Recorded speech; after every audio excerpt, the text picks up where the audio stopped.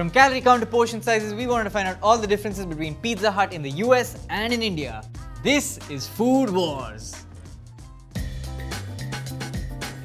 The smallest pizza in the US is the personal pan pizza, and it is 6 inches across. In India, our pizzas start at personal size. It's 7 inches wide and has 4 slices. The US also has a small pizza, but only with the gluten-free crust, and it is difficult, 10 inches wide. So depressing looking. Then we're on to the mediums. A medium pizza here in India is 10 inches and has 6 slices. A US medium pizza comes in at 12 inches wide. This medium pizza is equal to the small pizza in the US. People in the US, sometimes it's just really hard not to stereotype you guys. Next up in India, we have nothing, because medium is our largest size. That's right, we have only 2 sizes, personal or medium. No large for us because Pizza Hut is watching our weight, I guess. Stereotype away, my man, because in the US, you know we got this large, and it is 14 inches in diameter. So America's largest pizza is 4 inches wider than India's largest. That doesn't sound so bad. However, if you calculate the surface area of the 2 pizzas, those few inches make a big difference. The India medium has a surface area of 78.5 square inches, while the US large clocks in at 153.9 square inches. To save you from doing the math, that's a 96% increase. That means the US large pizza is nearly double our Indian medium. What the heck, Pizza Hut? The type of crust you get doesn't affect the width of the pizza, but how does it affect the value? We're going to weigh a medium hand-tossed slice versus a medium pan crust slice to see which one gives you more pizza for your money. Alright, I'm going to do the same with our pan and San Francisco style pizzas. They're medium size. Alright, so medium hand-tossed weighs 94 grams. The pan, the thick boy, whoa, 104 grams. That's a difference of, what was the first one? That's a difference of this many grams. This one is pan style and it weighs 78 grams. This slice weighs 66 grams. Fairly lighter, and I think this is because when they make this pizza, they press it down into the pan, and that's the San Francisco style.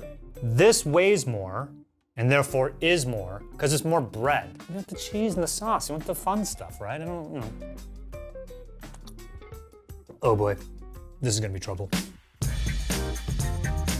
Here is everything you'll find on the menu at Pizza Hut India that you will not find in the US. And here are all the Pizza Hut menu items from the US you won't find in India. Let's start off with the foundation of any pizza, the crust, starting with the San Francisco signature style. To my understanding, it's basically a pan pizza, but they press the dough in with their hands, so it's kind of hand tossed. Next up, we have something very special. It's a Szechuan pan pizza. Oh my god, yeah. I really like this. It's spicy, really yum. Just to give you some comparison, the way chicken tikka masala was invented in the UK but clearly inspired by Indian cuisine, Szechuan sauce was actually invented here in Kolkata by the Chinese community that settled down here. But it's obviously inspired by Chinese cuisine, and now it's become part of Indian cuisine. We've accepted it wholly and we eat it all across India. Very exciting to see it integrated into the Pizza Hut menu, and it actually tastes very good on this pizza. Next up, they have a stuffed cheese crust max with 2 X's for emphasis. You can already see that this thing is loaded with cheese. Next to the cheese, alongside it, there's like a sort of creamy sauce, which Pizza Hut is calling Peruvian creamy sauce. Whoa. Oh my god, yeah. This is decadent food. Next up, we have a stuffed crust with veg kebab. That's right, if you don't know what kebab is, it's basically meat that's cooked in like a tandoor. If you don't know what a tandoor is, please go watch the older episodes of Food Wars. I've explained it 8 times. A lot of people like to leave the crust behind, but I feel like Pizza Hut is making sure all of the pizza is eaten, because even this looks like a dish in itself at this point. Oh my god, that's really yum. And the final option, the stuffed crust with a non-vegetarian kebab. Ooh! As you can see, this is what looks to be chicken sheik. Oh, that's the best of the lot. That was amazing. Oh my god. Smashed it, Pizza Hut. That might be the best pizza I've had on Food Wars so far. And I didn't even eat the pizza part. We also have a variety of crust options in the US. Starting down here, you saw it already. Here it is again, the hand tossed. This to me is like classic. This is the default. You guys don't have hand tossed? Moving on, thin and crispy. I mean, how much, look at this. They can't charge the same amount for this, right? I don't think they should. Moving on over here, the original stuffed crust. They put cheese in the crust. Can you believe that? Oh, no, it is solidified. But that doesn't stop me from biting into it. Yeah. Last, and let's be honest, least, gluten-free crust. Look, I don't know what's going on gluten allergies, and my apologies if you have one, but I'm looking at this, I'm just like, I'm sorry guys. I mean, is this that much better? I don't know how you can enjoy this. And for a limited time, Pizza in the US has Detroit-style pizza! Let's go! Let us go. Look at this. Are you kidding me with this? Detroit-style pizza. What's Detroit-style? Well, they cook it in a square pan that has like sides to it. It's like when you cook brownies and every brownie is like a corner or end piece. It's like that for pizza. So every slice is gonna have the crispy crust on the outside. It's thicker. One of my favorite pizza styles. I'm glad Pizza Hut's doing it. Generous with the pepperoni, guys. I appreciate it. Not the best Detroit-style pizza I've ever had, but it's pretty good. I think they go bread, cheese, topping sauce. These are the toppings we found under the categories Classic, Favorites, and Delight. Very arbitrarily named, but yeah, let's jump into it. The first option is chicken sausage. It smells really good. A lot of onions. I love onions. It's pretty classic. The next pizza is spiced paneer. Paneer, if you don't know, is cottage cheese. We make it all over the place here in India, and it's one of our favorite ingredients. We use it on everything, even pizzas. Not very spicy, but definitely it's got like a tangy twist to it. Next up, we have the veggie feast. It's got some herbed onion, capsicum, and sweet corn. This is like such a wholesome, chill pizza. It's definitely a classic. It's something your mom would make at home. Next up, we have the veggie tandoori, which I have already taken a bite of. We got this one with the Szechuan crust, so it's definitely spicier than the typical pan pizza you'll get. And I already tasted it and I told you I loved it. I love the spice. Next up, we have spiced chicken meatballs. It's a very straightforward pizza, but we got it with the cheese burst filling. Next up, we have the chicken and corn delight. It already has the word delight in the name, so I'm assuming it should be a delight, but I'll be the judge of that. Capsicum, chicken just strewn across, and corn. It's got too much going on, I would say. Personally, I would not order a pizza like this. Next up, to round it all off, this is the double chicken sausage pizza. Am I wrong in saying that this just looks like a boring version of the normal chicken sausage pizza, which has onions and this feels a lot better? We have a pepperoni pizza that is made of pork and not chicken, and a pepperoni lovers pizza. Which one has more pepperoni? I can't tell. The supreme pizza. It has pepperoni, mushrooms, green peppers, onions, and that's it. But if that's not supreme enough for you, we have the super supreme, which now they've introduced black olives. Meat lovers, baby! Meat lovers! You got pepperoni, you got bacon, you got sausage. I bet there's something else on there that I don't know, another meat. It's beautiful. This next pizza is the veggie lovers, and I absolutely hate it. Now, you want veggies, go get a salad. Don't put on pizza. You're not fooling anyone, all right? Backyard barbecue chicken. Yuli, do you have enough B-roll? I think it's barbecue chicken, but I think they use barbecue sauce instead of pizza sauce. Genius. Genius. This is so good. Oh yeah, a buffalo chicken. It's like surprisingly good. Pizza Hut does not have a straight Hawaiian pizza on the menu. The only thing they have is Hawaiian chicken. I see, obviously, chicken. I see the pineapple. I think I see ham. Yep. I think Hawaiian should just be pineapple and bacon, and if you want to throw some chicken on, that's fine. But if you have a strong opinion, either for or against pineapple on pizza, you're wrong. It's a perfectly fine topping. I don't know why everyone gets so worked up about it. More pizzas, and these are all part of the signature collection. There are 11 pizzas in front of me. 2, 4, 6. Okay. First off, the country feast.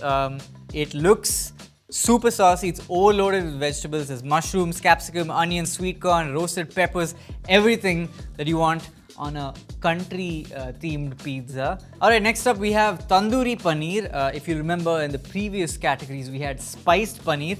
So all I'm looking for is why is this different? Oh my god, that's really yum. Next up is the veggie lover. It's basically got tomato, onion, capsicum, mushrooms and some red paprika and hopefully a whole lot of flavor. It's underwhelming, I'm gonna be honest. Next up we have chicken tikka. Everybody knows chicken tikka. It's a bit too strong, too tangy, and I think they could have gone with a thinner layer of sauce. Next up we have the malai chicken tikka. Malai is basically cream, so malai kebabs, they basically grill the chicken and then they pour malai on top. We have the chicken pepperoni, double paneer supreme. You like paneer? You like supreme clothes? Well, this has double of it minus the clothes. Veggie supreme. Everybody in India has heard of this pizza. This is a painting. I can genuinely see this on the wall of an art gallery. There's capsicum, there's olives, there's corn, there's onions, there's corn again. Veg kebab surprise. I'm curious to know what's going to be surprising about this. Surprise, surprise, it tastes bland. And now on to our penultimate signature pizza. This is the chicken tikka supreme. Woohoo! Basically what they've done is they've taken 4 different kinds of chicken and they put it on a pizza. And finally, in the line of signature pizzas, we have triple chicken feast. It has all of the above ingredients, and we've also gone the extra mile and taken it with a chicken stuffing in the crust. Overall, Pizza Hut has actually killed it. I think all the ingredients have tasted super fresh. All the meat has also tasted really soft and juicy and delicious. And the sauce has been consistently yum throughout. Damn, Pizza Hut. Good job.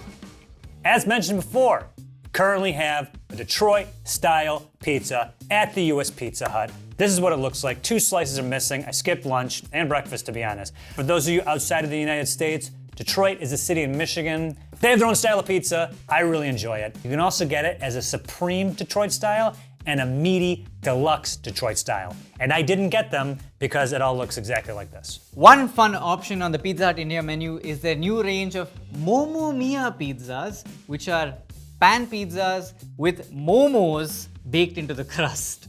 Now, if you don't know what momos are, they're basically dumplings from Nepal and Tibet. They're served all across India and they've become huge favorites for everybody over here. They've also given a Szechuan sauce to the side, which is what you typically eat with momos. No. That ain't right. I don't see how this is working. I can't think of a single Italian who would put a pocket of ravioli on top of a pizza and then bake them together. And this is effectively what that is. We also have a range of flavor fun personal pan pizzas that you can get with a host of new flavors. Starting off with classic corn. Next up we have the classic onion and capsicum, tandoori mushroom and corn. So it looks similar to this, but they've used tandoori sauce and they've added mushrooms. Next up we have the classic paneer, onion and capsicum. Then we have the classic chicken sausage, but personal pan sized. Next we have the Italian pepperoni and onion, and just a reminder that the pepperoni that they've used is chicken pepperoni. Tandoori chicken tikka and onion, and the classic loaded chicken delight. Personally, I wouldn't order these pans. I would get the larger pizzas because they tasted way better. On top of set menu items, we can also customize our pizzas in unique ways. For example, if you don't want tomato sauce as your base, you can sub it out for creamy garlic parmesan, barbecue sauce, remember from before, buffalo sauce, or a no sauce option if you are a maniac. And if you want, you can specify light, regular, or extra sauce. Unfortunately, we can't change the sauces on our pizza bases, but we have a bunch of custom toppings that you will not find in the US, like baby corn, sweet corn, herb veggies, spiced paneer, and veg kebab. And we also have exclusive toppings you cannot get in India. For instance, we have pepperoni, which is pork. Our Italian sausage has pork, bacon, I believe is pork, meatballs, beef and pork, ham, pork, and then beef and pork. Then the vegetables. We got white onion, we got pineapple, which is a fruit, and we have banana peppers, which I don't know if it's a fruit or a vegetable or a pepper. Are peppers fruit?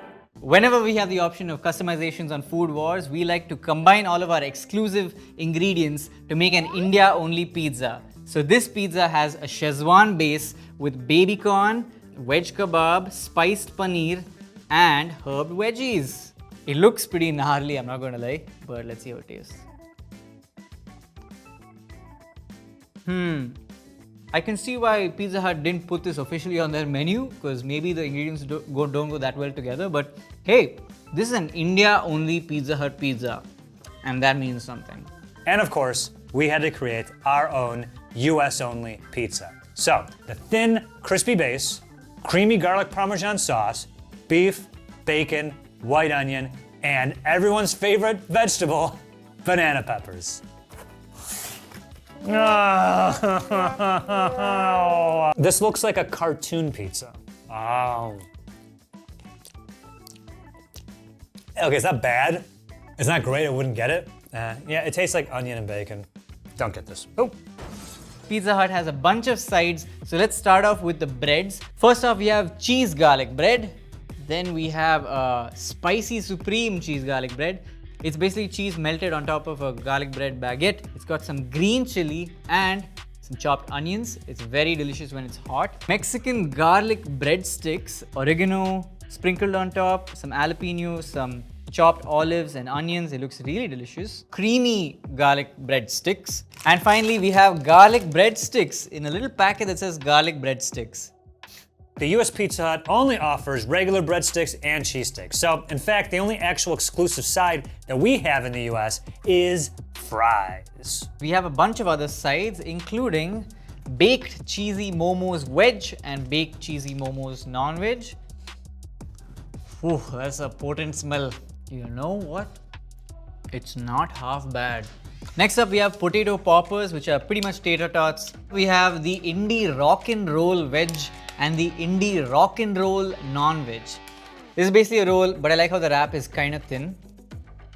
No, again, it's quite good. Next up, we have the zesty paneer pocket and the zesty chicken pocket.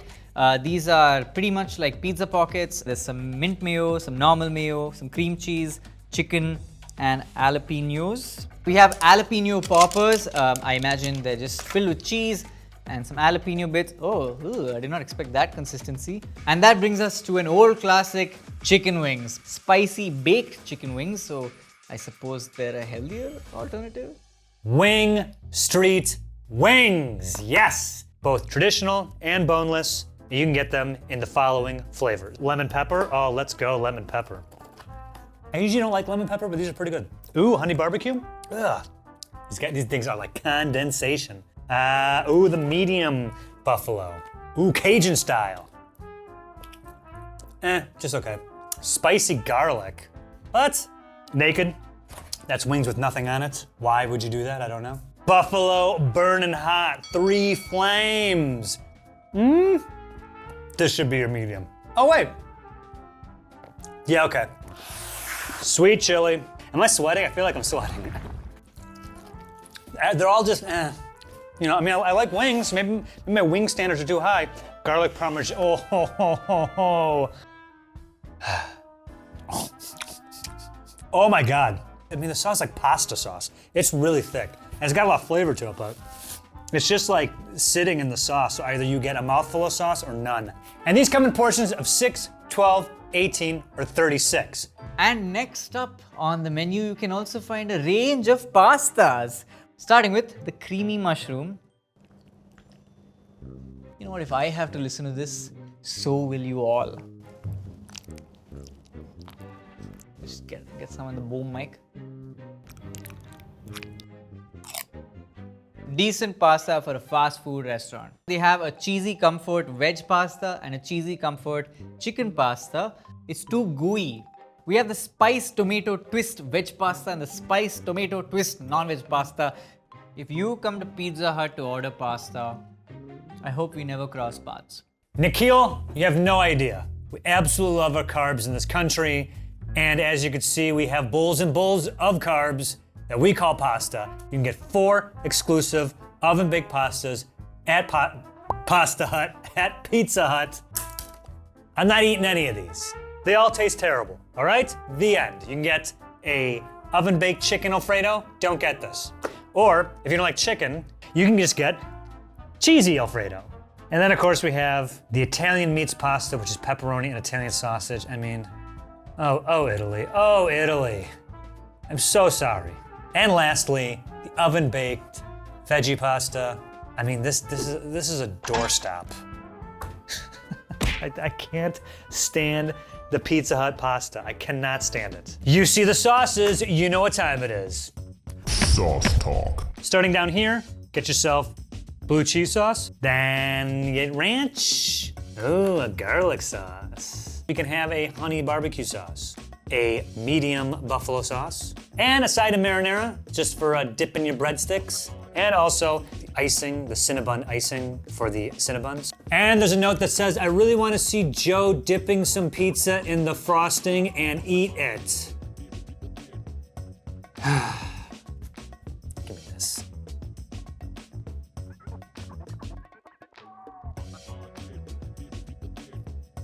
Oh!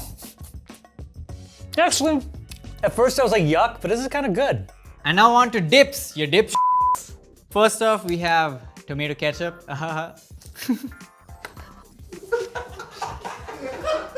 Then we have mayonnaise. Fun fact, it's veg mayonnaise. Doesn't have any egg because a huge population of this country is pure vegetarians, which means that they don't eat anything from an animal, even egg. Then we have a cheese dip. And finally, it's a Szechuan sauce. And they serve it with the momos, they serve it with a bunch of other things. Yeah. We got desserts you're not gonna find in India. That includes down here the cinnamon sticks. They're like breadsticks, only cinnamony. Oh, ho, ho, ho, ho, ho, ho, ho, ho. Get your mind out of the gutter. And moving on, we have here are the Cinnabon mini cinnamon rolls. This is the triple chocolate brownie. If I had to guess, 2 pounds. What do you got here? The ultimate chocolate chip cookie. Right? This is like a frisbee.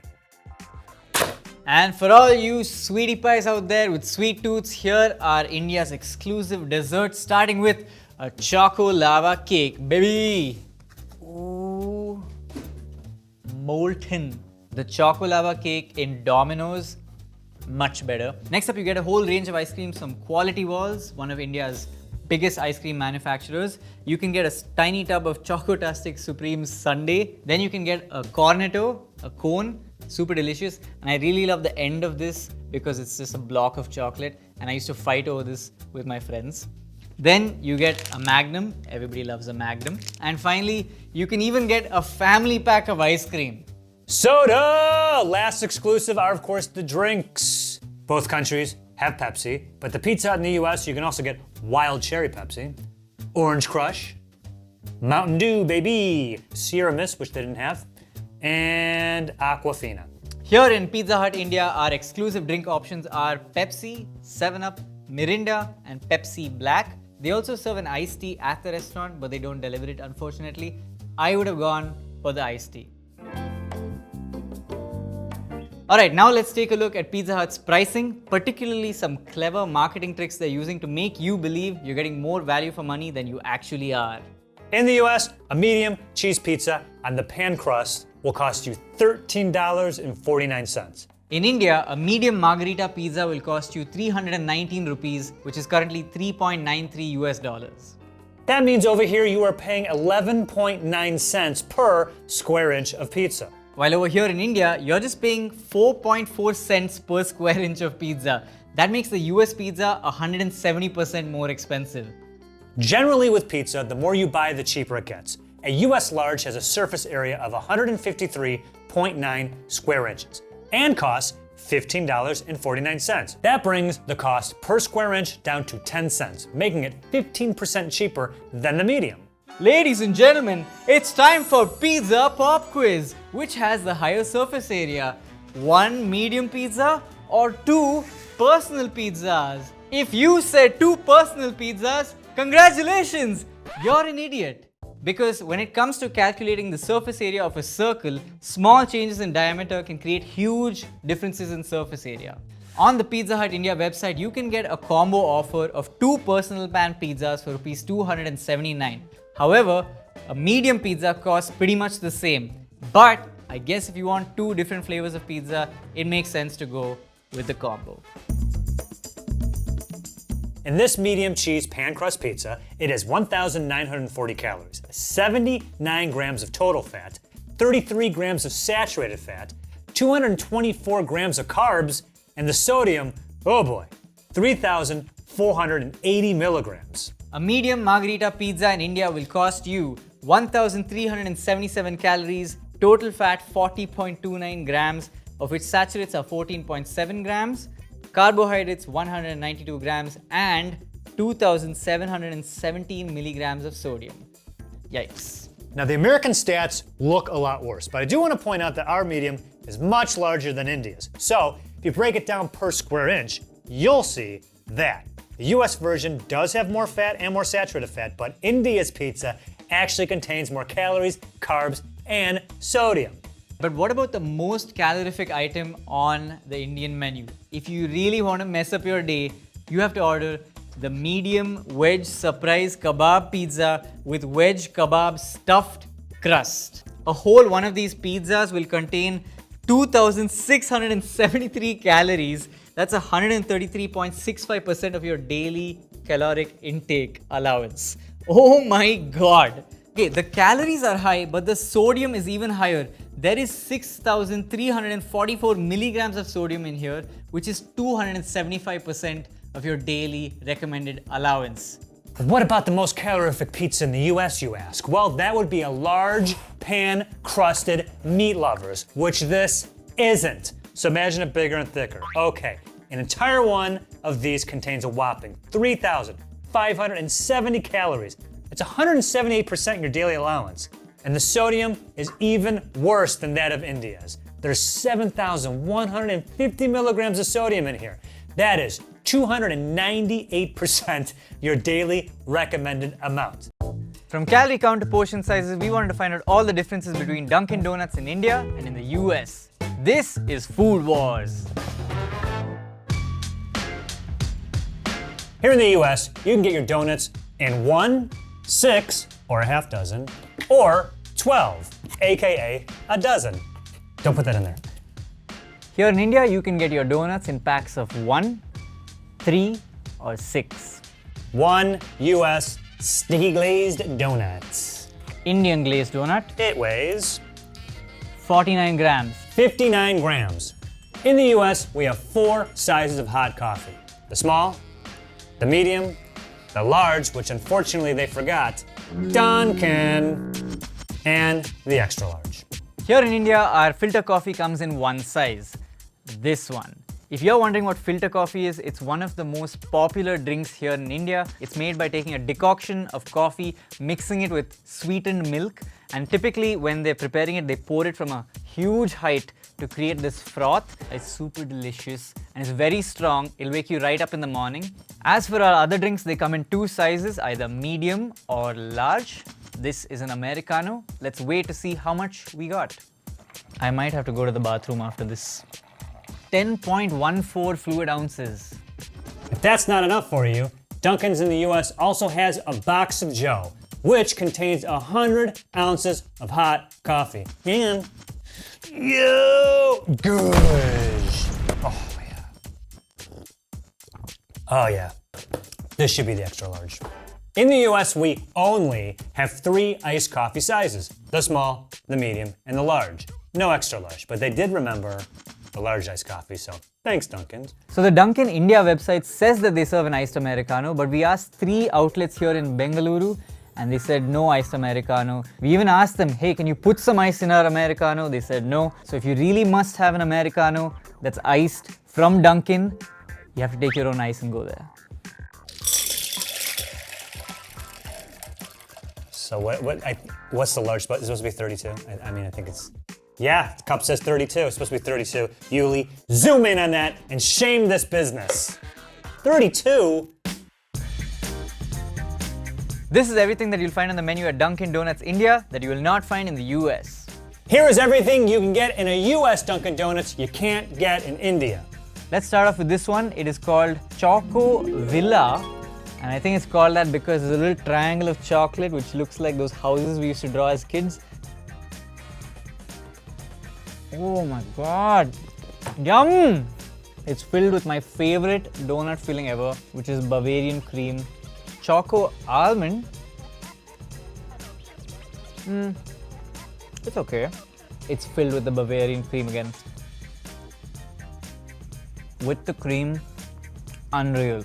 On to the next one. This is called a Chocoholic. It's got a piece of Kit Kat sticking through it. I want to see if it's one Kit Kat bar or if they've taken two and they've sandwiched them together. Let's pull from this end. Yeah, I was right. If you're a Chocoholic, this is the one for you. The inside has also got chocolatey filling in there. The chocolate is starting to hit me real hard right now. This stuff is so sweet. This is called Rainbow Crunch.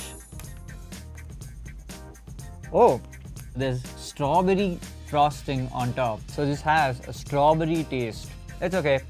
It's a donut. Next up, we have Cookie Delight. It's called Cookie Delight because they've taken cookie powder and smacked it on top. This one's called Crispy Crunch. For people who have trypophobia, this one is probably not for you. Oh my god. This ain't it. The crispy stuff on top is just not working. Again, however, they do have the Bavarian cream inside. I feel like there's a hurricane inside my body right now.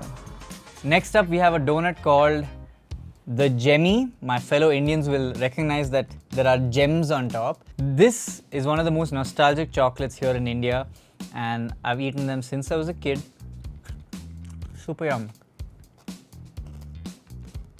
You'd think a kid would like them, but I can't even imagine a kid version of myself liking something that's so overdosed with sweetness and chocolate. Is it Gemmy? Yes.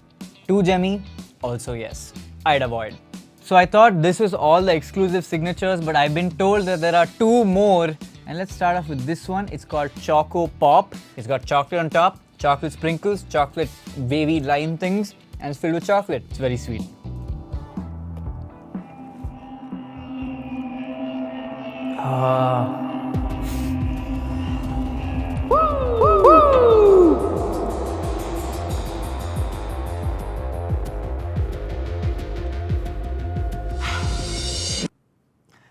All right, and on to our last donut. This one is called the Choco Berry Bomb.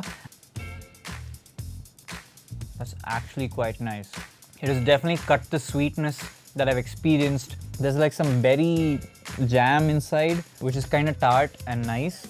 The top is milk chocolate with shavings of white chocolate. Woo! Yeah, it's a good donut. I wouldn't order it. It's too much. All of this, I would not order any of these. They're too much. Exclusive donuts you can get in the US, you can't get in India. Now, we're filming this the first week of October. Of course, the #1 flavor you get this month is pumpkin.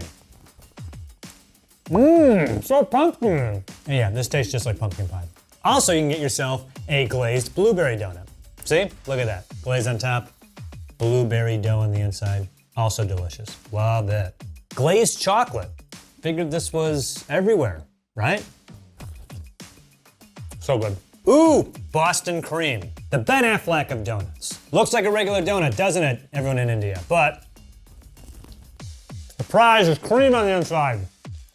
I know everyone likes donuts. Maybe I haven't had a donut in a while, but crap, these are really good. One of my favorites. I f with these. Double chocolate, maybe my favorite, because it just did what they had to do. Take a chocolate donut and put that chocolate frosting I like right on top of it. A double threat. Oh, these are so good. I am in heaven! Nice strawberry frosting with sprinkles. You don't got this? This is like the Homer Simpson donut, right? This is the one you always see him eating. Oh, the vanilla cream. Gotta say, don't think I've ever had this one before. Look at me. It's like Scarface over here. I'm just covered. A little much. Ugh. Good God. Here's some powder right here. Powdered donut. India, you don't know what this is? Come on, it's like donut #1, right? Also in the US, you can get a vanilla frosted with sprinkles and a bear claw, which they unfortunately did not have at the time of shooting this. Hang on. Oh. Munchkins? Guys ain't got munchkins? What? We have a variety of Munchkin flavors, but this one specifically is the pumpkin Munchkin, and tastes just like pumpkin pie. Fantastic. Hey guys, we're now on to a different category of donuts called the all-time favorites. I took a quick hospital visit and I'm completely fine now. I'm sorry about the madness from the previous set of donuts. I'm fine now. I don't know what came over me. Okay, so we'll start off with this specimen over here. It's called the Cookie Cartwheel. Adorable name, and yes, it does look like a wheel. I like how they put the white stripes. Yeah, it's sweet. Next up on our list is a donut that's not intimidating at all. It's only called Death by Chocolate.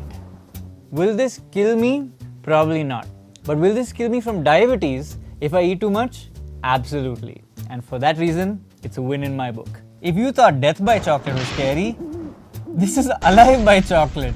In terms of visual differences, I can already tell this one has more of a cookie crumble on top. They're very similar as expected. I will say this one feels more like it lifts your spirits and you feel more alive. And this one will probably put you to sleep in a coma. So Death and Alive, it makes sense.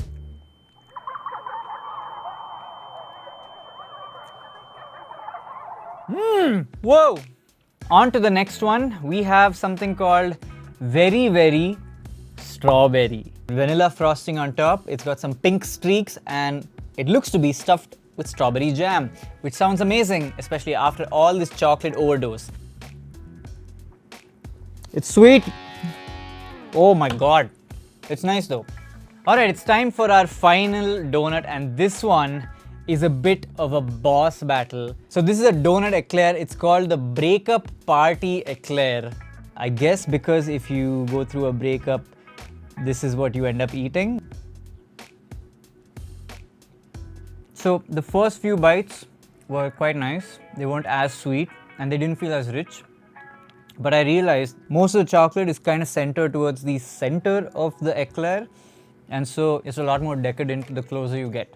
Great for breakups, great as a metaphor for what you feel when you're going through a breakup, and as a donut itself, pretty average. Both hot and cold espresso and coffee drinks in the US have options for flavors you can add as flavor shots, which are unsweetened, or flavor swirls, which are sweet and creamy. Now, flavors unique to the US include shots of vanilla, toasted almond, blueberry, raspberry, and coconut. And flavor swirls, you can get French vanilla and pumpkin. So, I went ahead and had each one of those swirls and shots added to one coffee right here in front of me. We'll call it the Food Wars Drinkaroo. I don't know what it is. All the flavors in one drink. The lady, when I ordered it, was like, really? And I was like, really? Oh God, this is so bad. Oh, whoa, this real, whoa, oh man. It's like, there's like an electric charge to it at the end. I don't quite understand.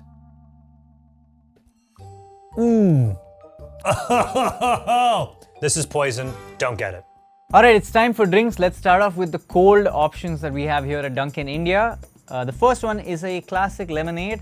Let's go ahead and try it. It looks very clear. That's nice, it's refreshing. They've not made it too sweet and I kind of like it. Next up, we have a virgin mojito.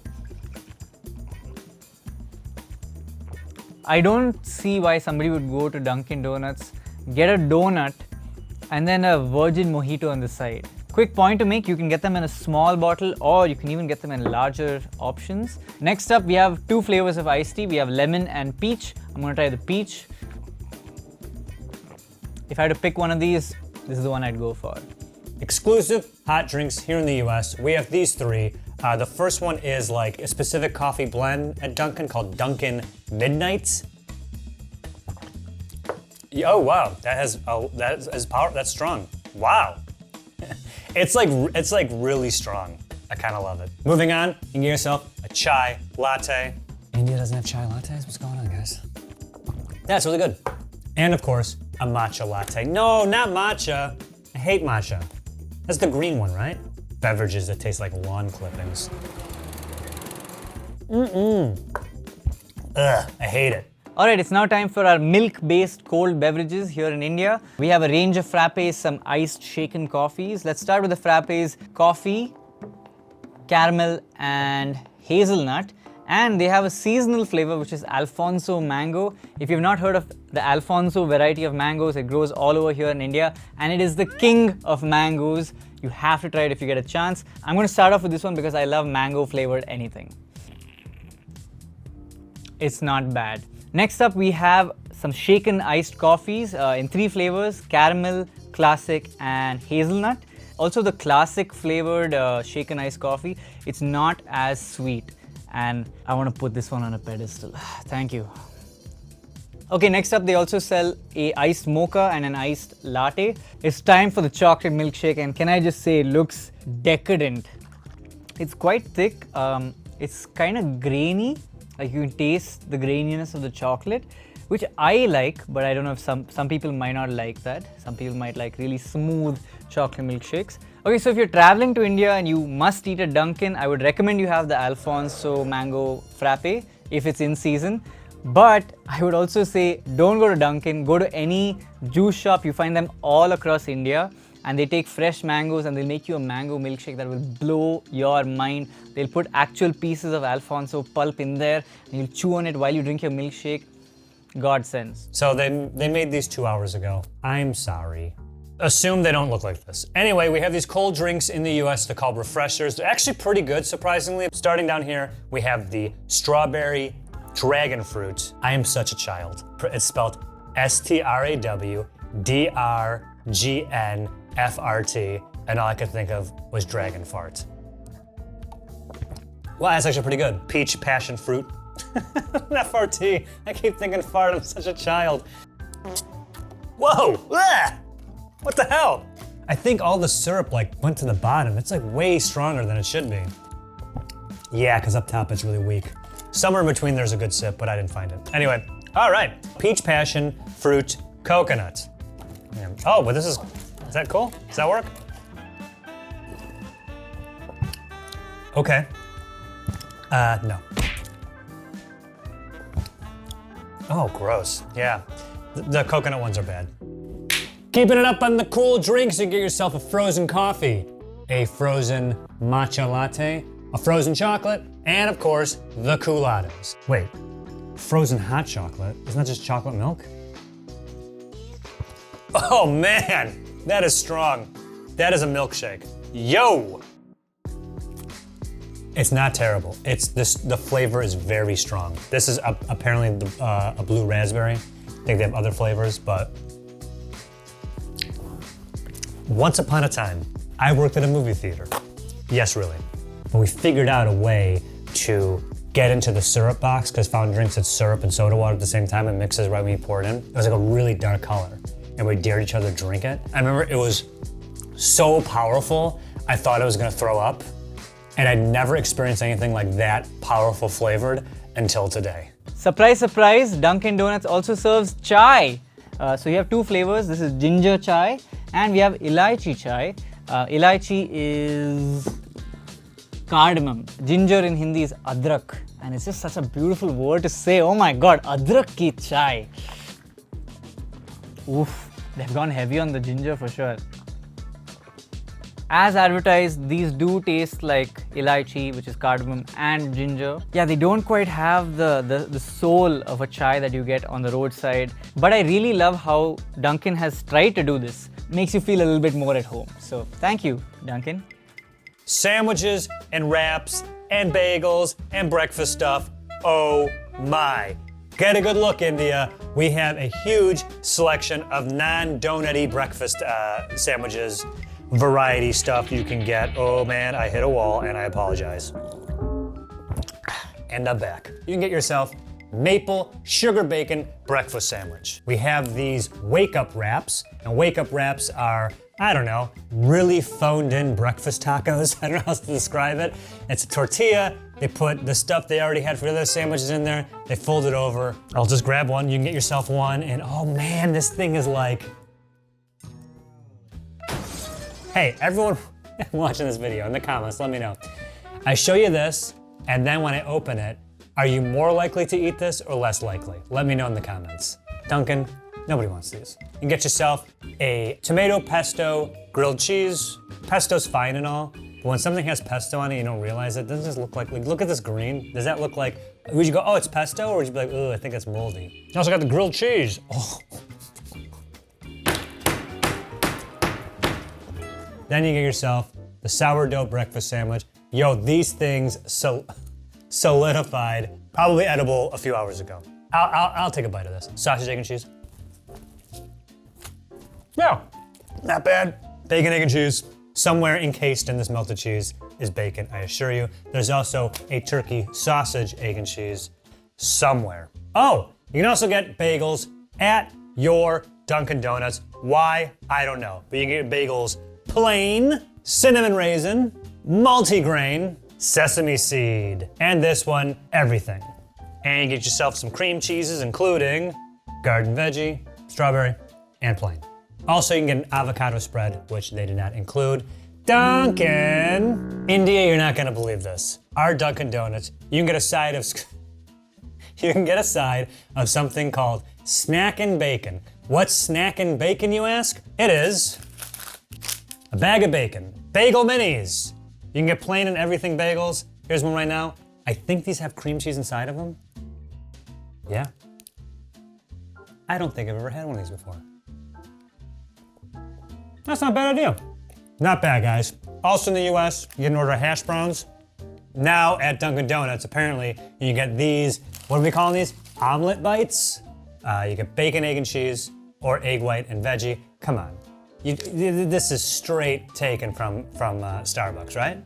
We went to the Dunkin' India website, and over there on the menu they claim to sell burgers and a few sides like nachos.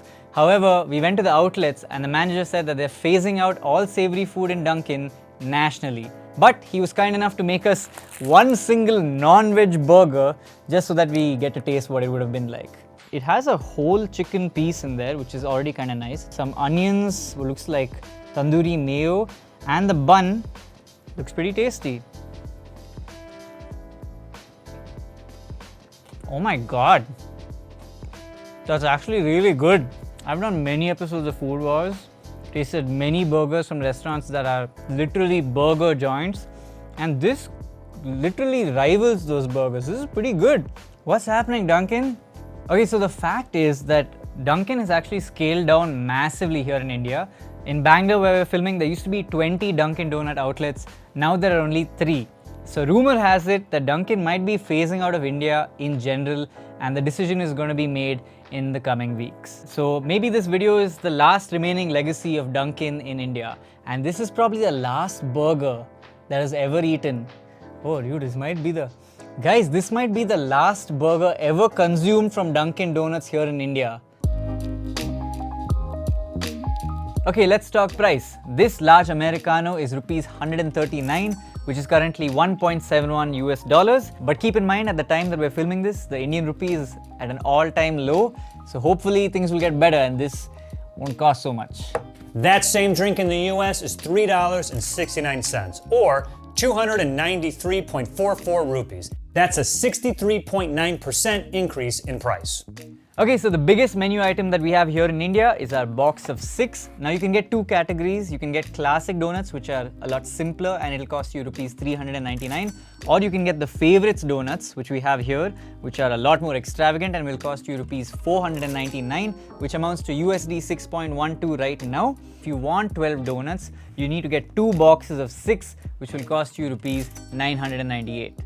For food, our biggest menu item is a dozen donuts. $18.73 or 1,492.85 rupees.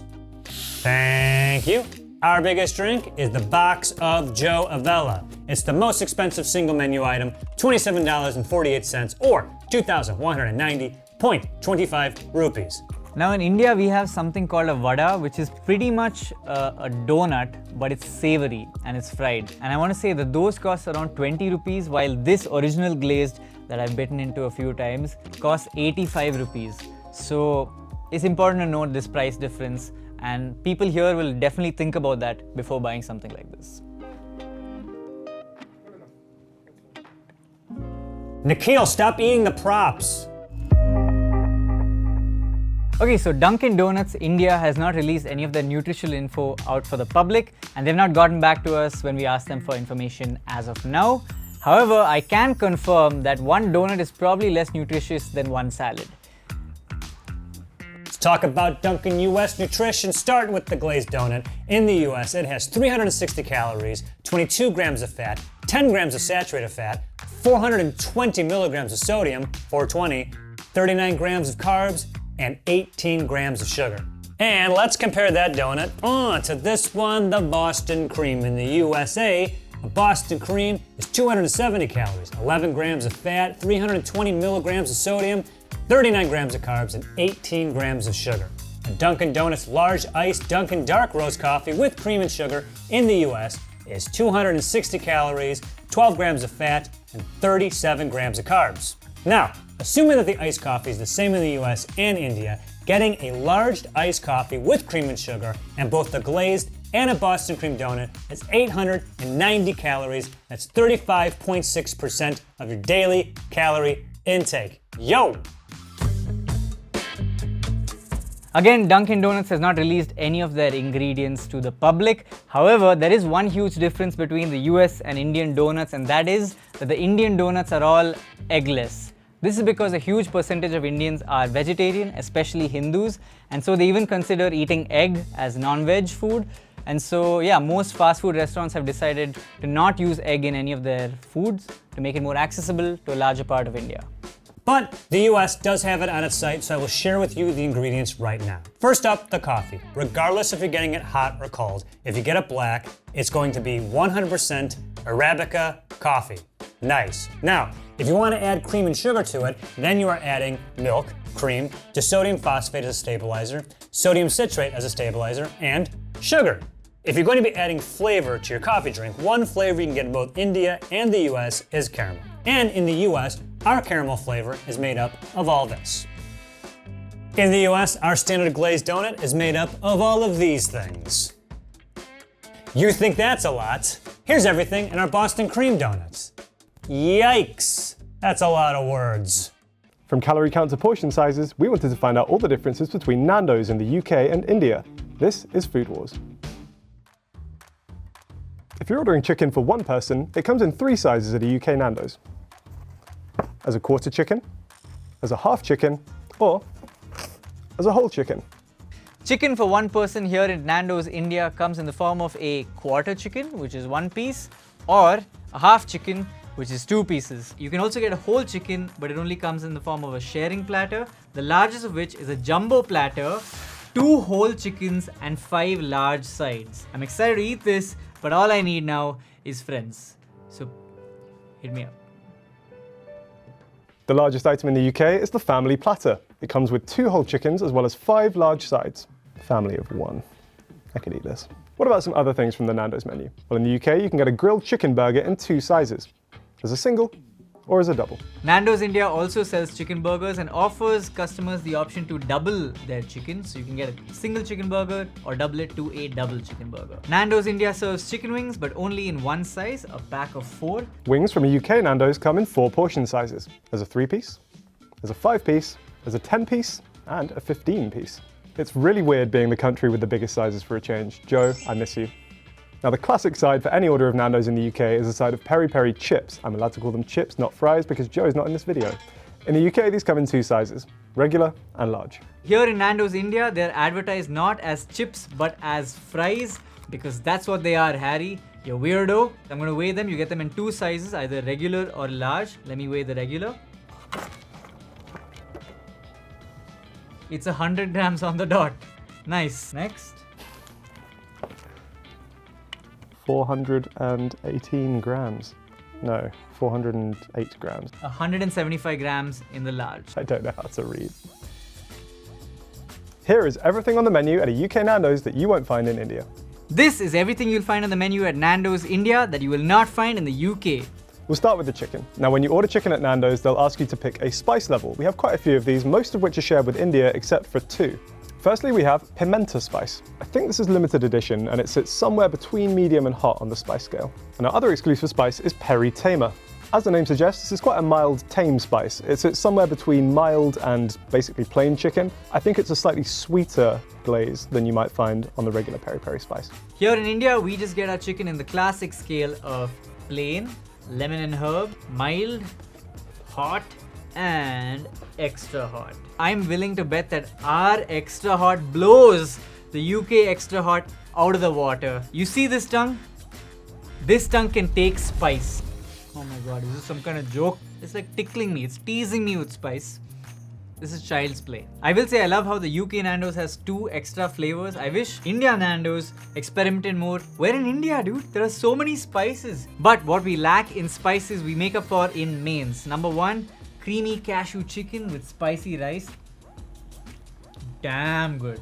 Okay, now on to the next main. This is chicken cataplana. Cataplana is a type of Portuguese clam-shaped stove cooking pot, and they've also served it with a yogurt dip. So using a cataplana is apparently healthier because you end up using less fats to cook your meat and your veggies. Next up, we're having chicken espetada, or as I like to call it, chicken espetada.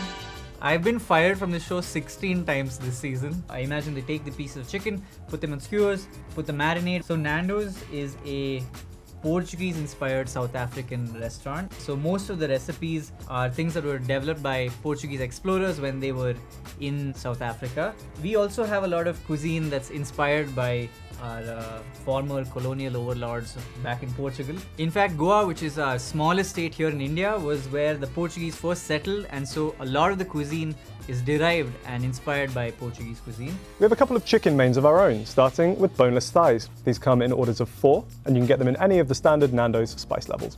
And our other chicken exclusive is this, wing roulette. So wing roulette is an order of 10 wings, and it's a variety of the Nando's spices. The idea is that you'll get some of these, share them with your friends. Some of you might get hit with an extra hot wing, whereas others might get off easy with a mild. When I go to Nando's, I'm generally going for medium or hot. I'm not trying to be a hero. If I'm going for extra hot, I'm just not actually going to taste the food. It's just going to kind of hurt. I may also add a little bit of the kind of garlic and herb sauce, which adds a little bit of spice to it. Or also, I've used ketchup in the past, which my friends have lambasted me for, so don't do that.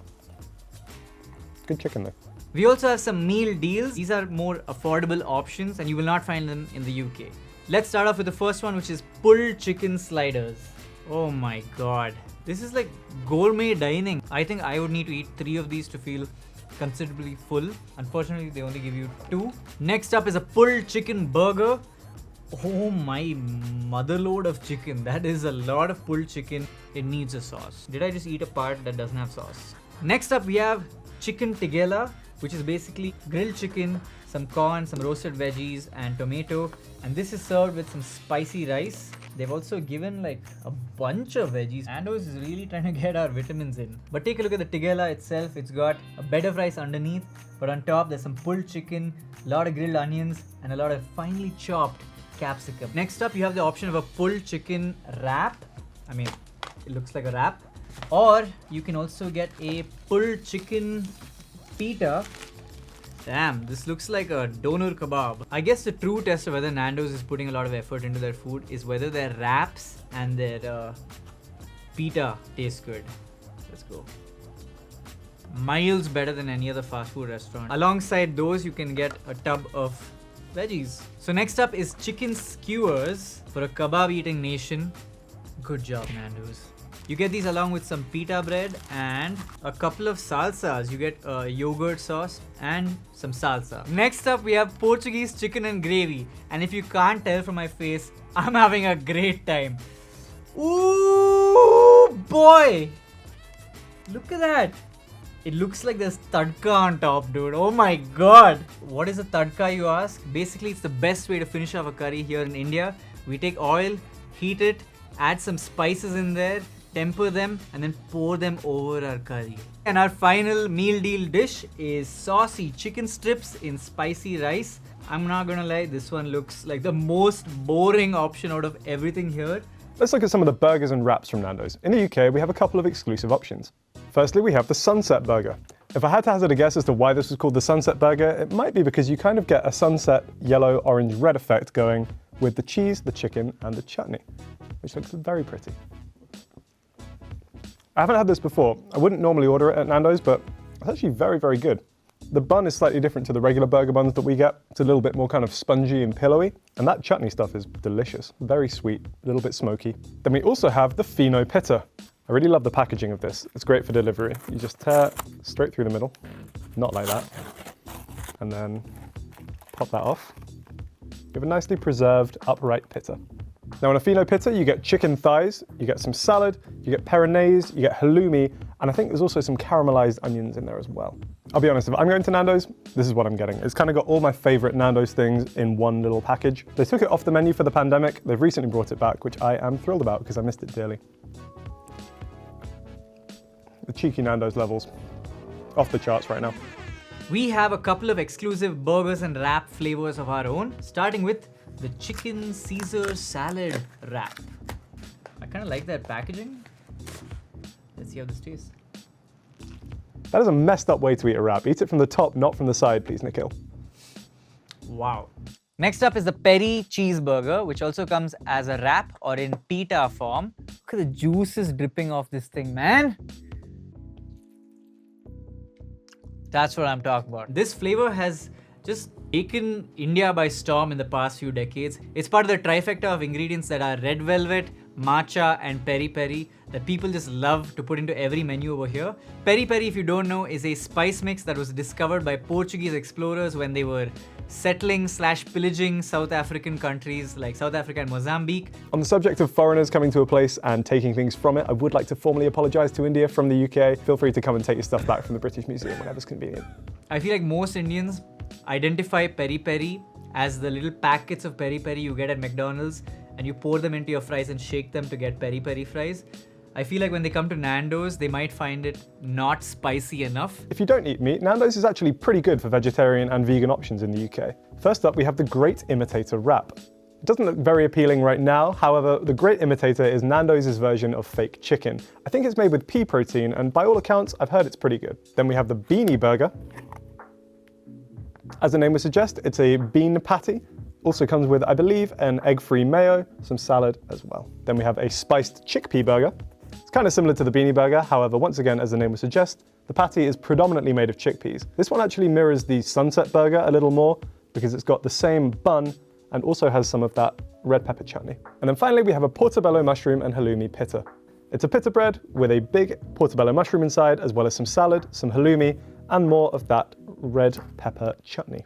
Pretty much every fast food restaurant here in India serves vegetarian food because a huge percentage of the country is vegetarian. Having said that, Nando's actually had quite a few non-vegetarian options, which is very cool to see in a restaurant like this. So let's go off the list of vegetarian food now, starting with creamy cashew paneer and spicy rice. So this is the same thing as the creamy cashew chicken, except they've replaced it with chunks of cottage cheese and it just looks delicious. Let's see if Nando's has done paneer right.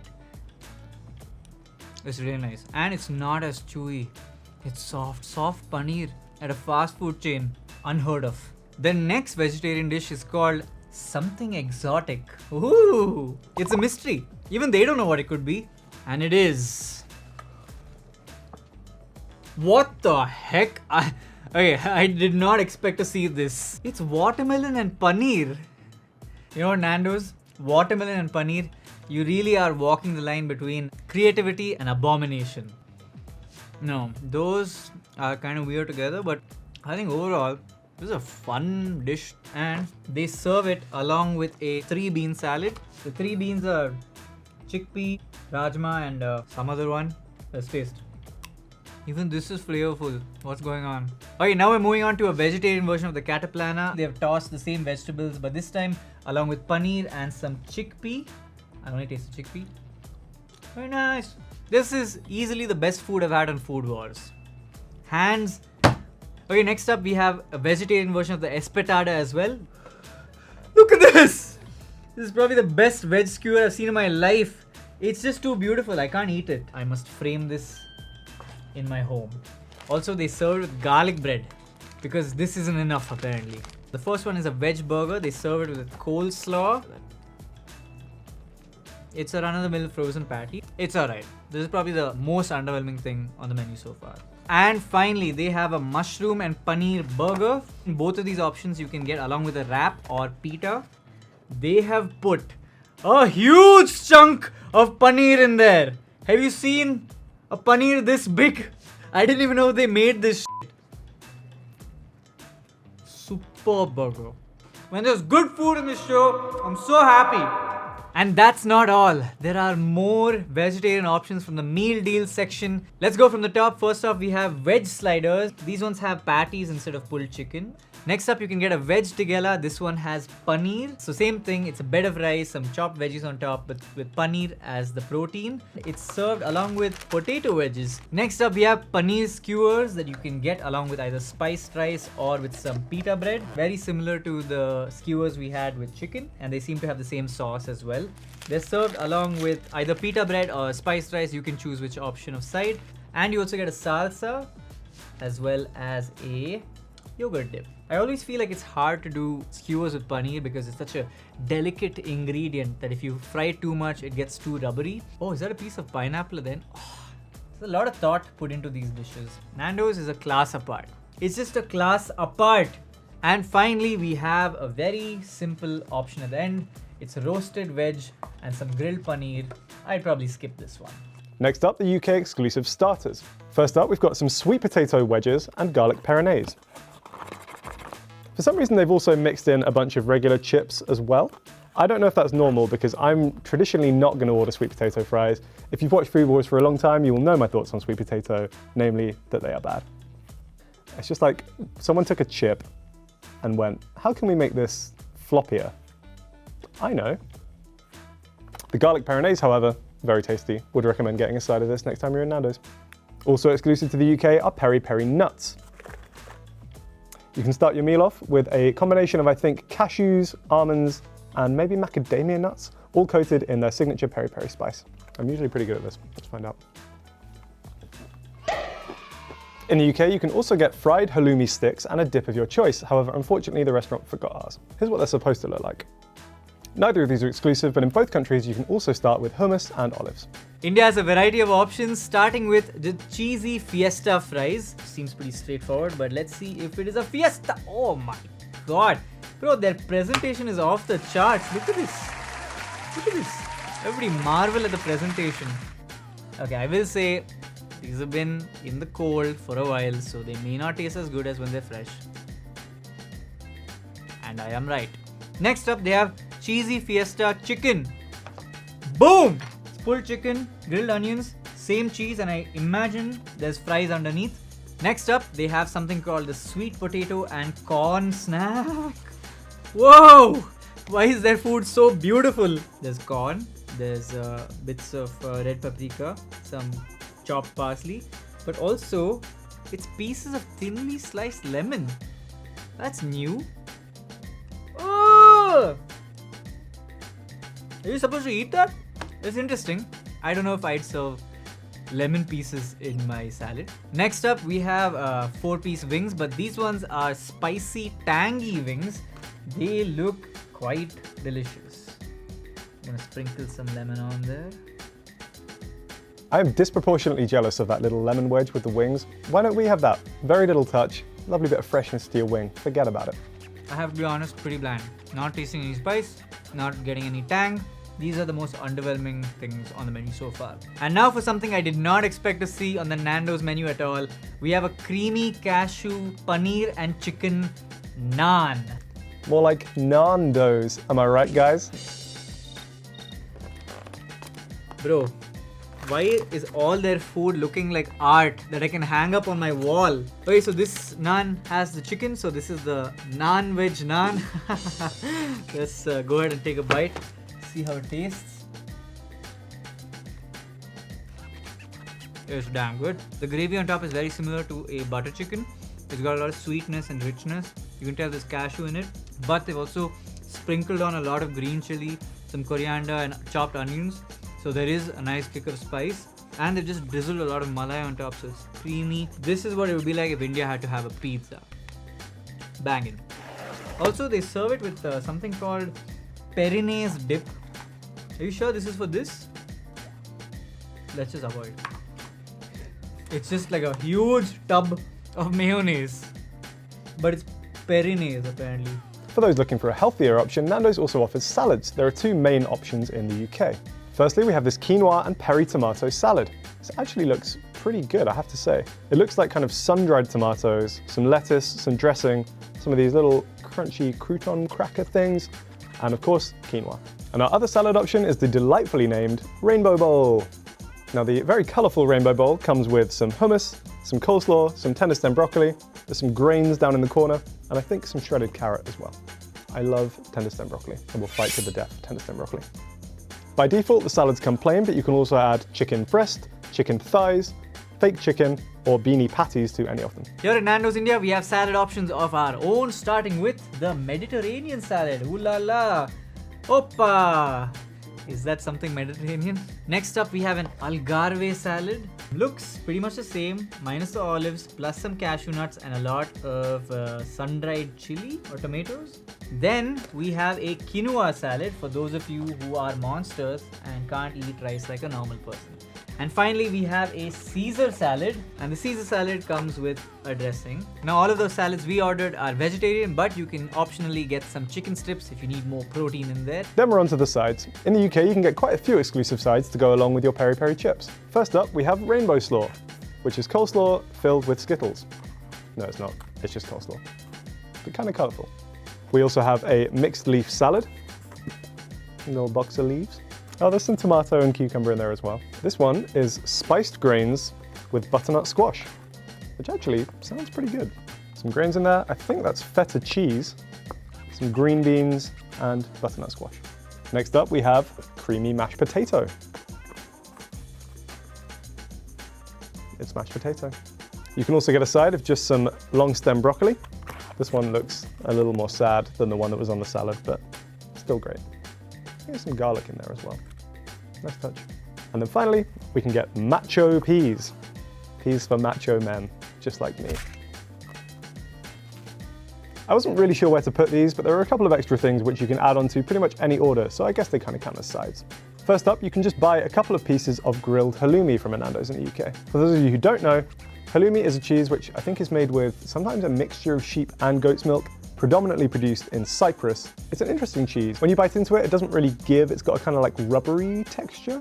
I personally find it very satisfying to eat, as do a lot of British people. I think we're responsible for something like 80% of the Cyprus halloumi consumption in the world, which is kind of wild, but yeah, it's pretty good.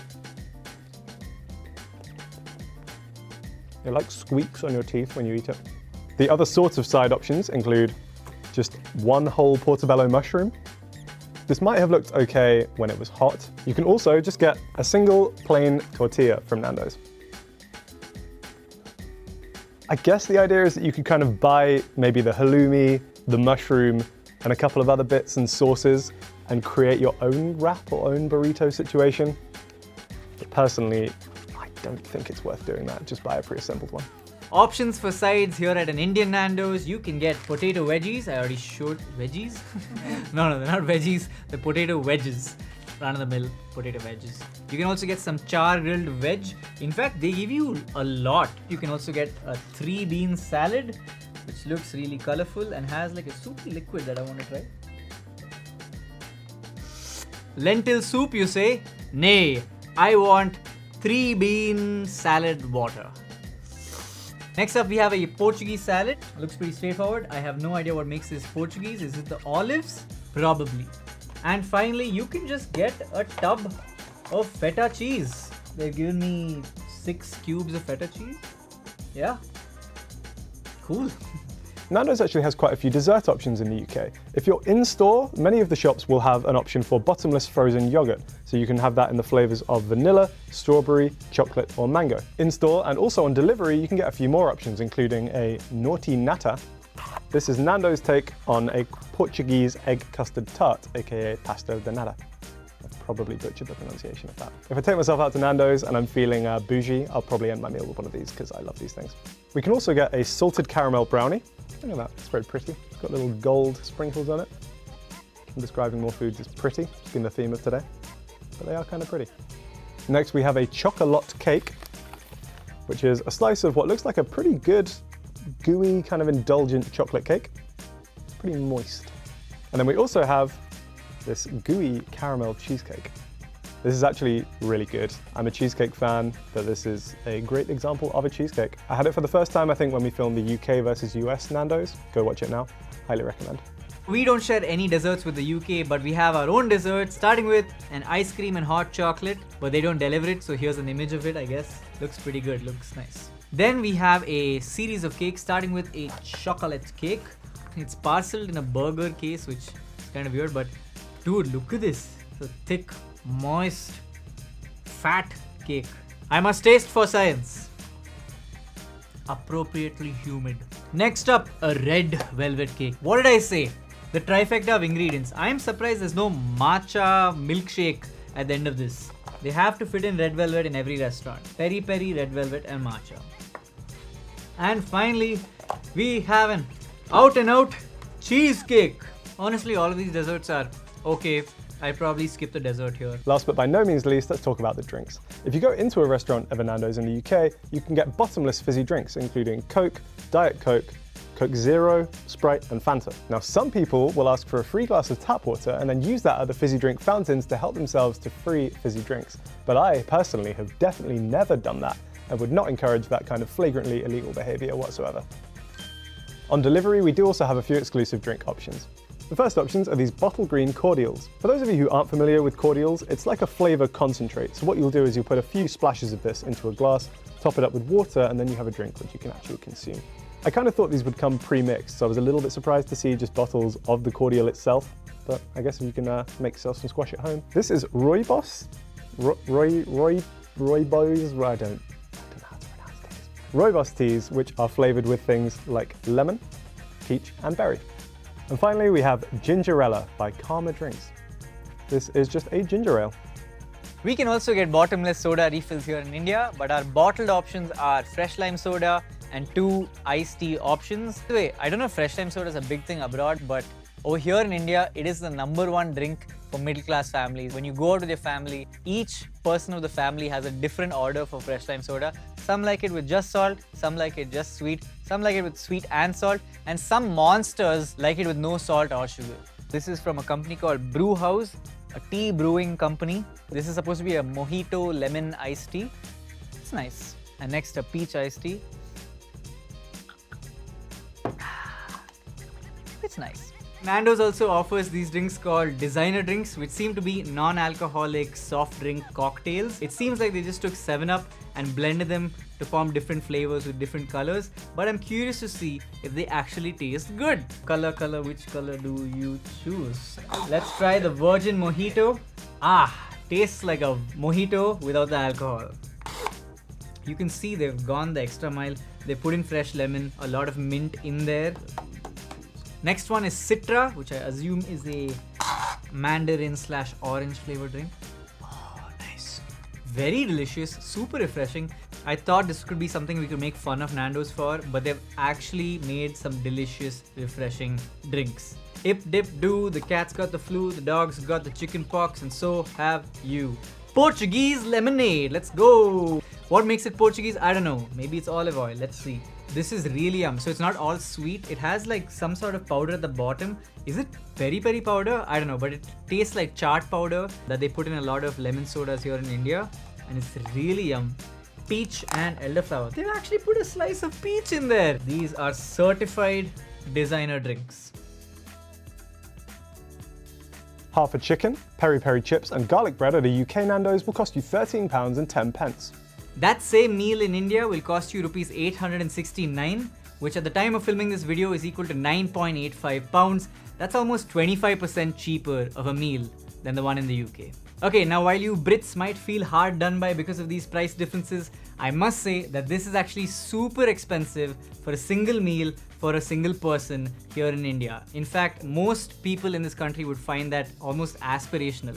You can get meals here for close to 100 rupees. That's less than a pound. I would say that I can't even consider this fast food. It is the most expensive restaurant we've tried here on Food Wars, but the food was top class throughout, so I guess it makes sense.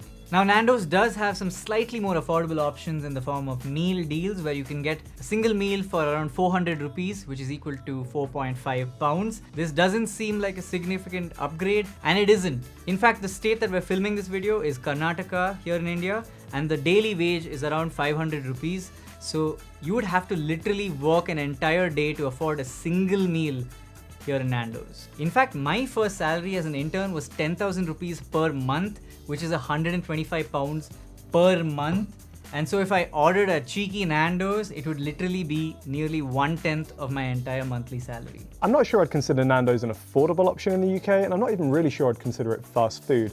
It sits somewhere in that kind of fast casual bracket, combining elements of fast food restaurants with elements of the more traditional dining experience. Some Brits don't really like Nando's and might claim that it's kind of overrated. I personally love Nando's. It's fast, it's consistent, and I have a kind of cultural attachment to it as I was kind of a teenager when it really blew up in popularity here in the UK. I might be able to get more value for money at somewhere like a KFC, but to me, it wouldn't hit the same.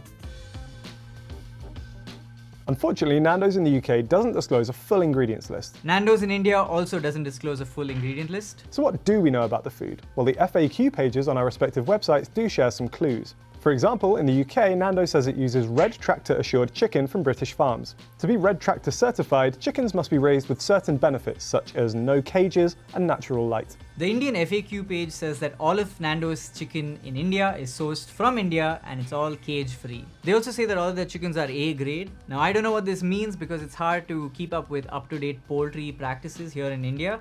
But one report from 2012 said that a top grade chicken must be free of deformities that detract from its appearance or that affect the normal distribution of flesh. Slight deformities such as slightly curved or dented breastbones and slightly curved backs may be present. Now, this sounds kind of vague, but I do hope that Nando's is following this practice and only sourcing some A-grade chickens, because that's what it tasted like, some A-grade chicken. One other thing we can glean from the FAQ page is that the Great Imitator wrap might not be as plant-based as Nando's seems to think it is. This is because both the tortilla wrap and also the glaze used on the chicken contain shellac. Shellac is a substance used in food as a glazing agent, but it's found in various other things such as nail polish, fireworks, and sealants. The twist is that it's technically an animal product. It's a resin secreted by lac beetles. Female lac beetles will secrete it onto trees in the forests of India and Thailand, where it's then harvested, processed, and sold for use. Do bugs count as animals for the purpose of veganism? I'm a meat eater, so I can't really talk, but in my opinion, I don't think a bug should count. I think that's fine. From calorie count to portion sizes, we want to find out all the differences between Cadbury chocolates in the UK and in India. This is Food Wars. Cadbury Dairy Milk in India comes in ranges of 4 sizes. Number 1 is Cadbury Dairy Milk Minis. It comes in this large packet with 18 smaller pieces of 7 grams each. Our smallest are these bite-sized 11-gram bars. Then we have these 18-gram little bars. A simple 24 grams tiny one. Next up we have our multi-pack bars, which weigh 33.5 grams. The standard individual dairy milk bar weighs 45 grams. Your duo bar, which comes in 2 halves and weighs 54.4 grams. Then a 55 grams Maha Pack. Next up we have this 110-gram bar. Family Pack, 126 grams. Then we move to a 180-gram bar. We have this 360-gram bar. The biggest size you'll find in the UK is an 850-gram giant bar. So in India, Cadbury is really well known for its gift boxes. In fact, they've done so much marketing over so many years that it's become synonymous with festivals like Diwali, Dussehra, and even Christmas and New Year's. On their website right now, you can get anything from an anniversary tin box to a Ramadan tin box, and they come in several different sizes. For starters, there's a standard personalized gift box which contains 6 Cadbury Dairy Milk bars, 3 of which are silk and 3 of which are standard.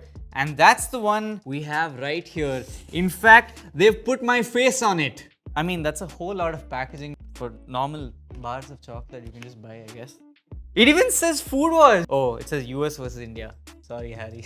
Apart from this, you can also get a larger personalized birthday gift box which will contain 450 gram silk bars, 3 birthday whistles, a large banner, a birthday hat. So the next time you don't know what to do for your birthday, just order this to your house and you can have a party by yourself. Now we have some gift box items of our own, but they usually come more in the form of selection boxes. These are most commonly seen around Christmas time, at which point Cadbury's will release Heroes and Roses, which are selection boxes containing 600 grams of individually wrapped chocolates. It's a real tradition in British households to have a few of these lying around. The other options include Quality Street and Celebrations. People tend to have their own favourites when it comes to the selection boxes and also the chocolates inside them. I think generally Heroes would be my preferred option over Roses. I prefer the kind of more mainstream chocolate bars that you'll find, including little Whisper Bites, which I think might be definitely my favorites. If you want a gift option for all year round, opt for a milk tray. These have been around for decades. I think my mum used to be giving these to people when she was growing up. And for the run up to Christmas, you've got to get yourself an advent calendar. I don't think I'd normally go for one of these. These are a little bit flimsy, quite narrow. But still, you get a lot of joy from opening a tiny bite of chocolate every morning in the run up to Christmas. Here are all the Cadbury products that you'll find in India that you will not find in the UK.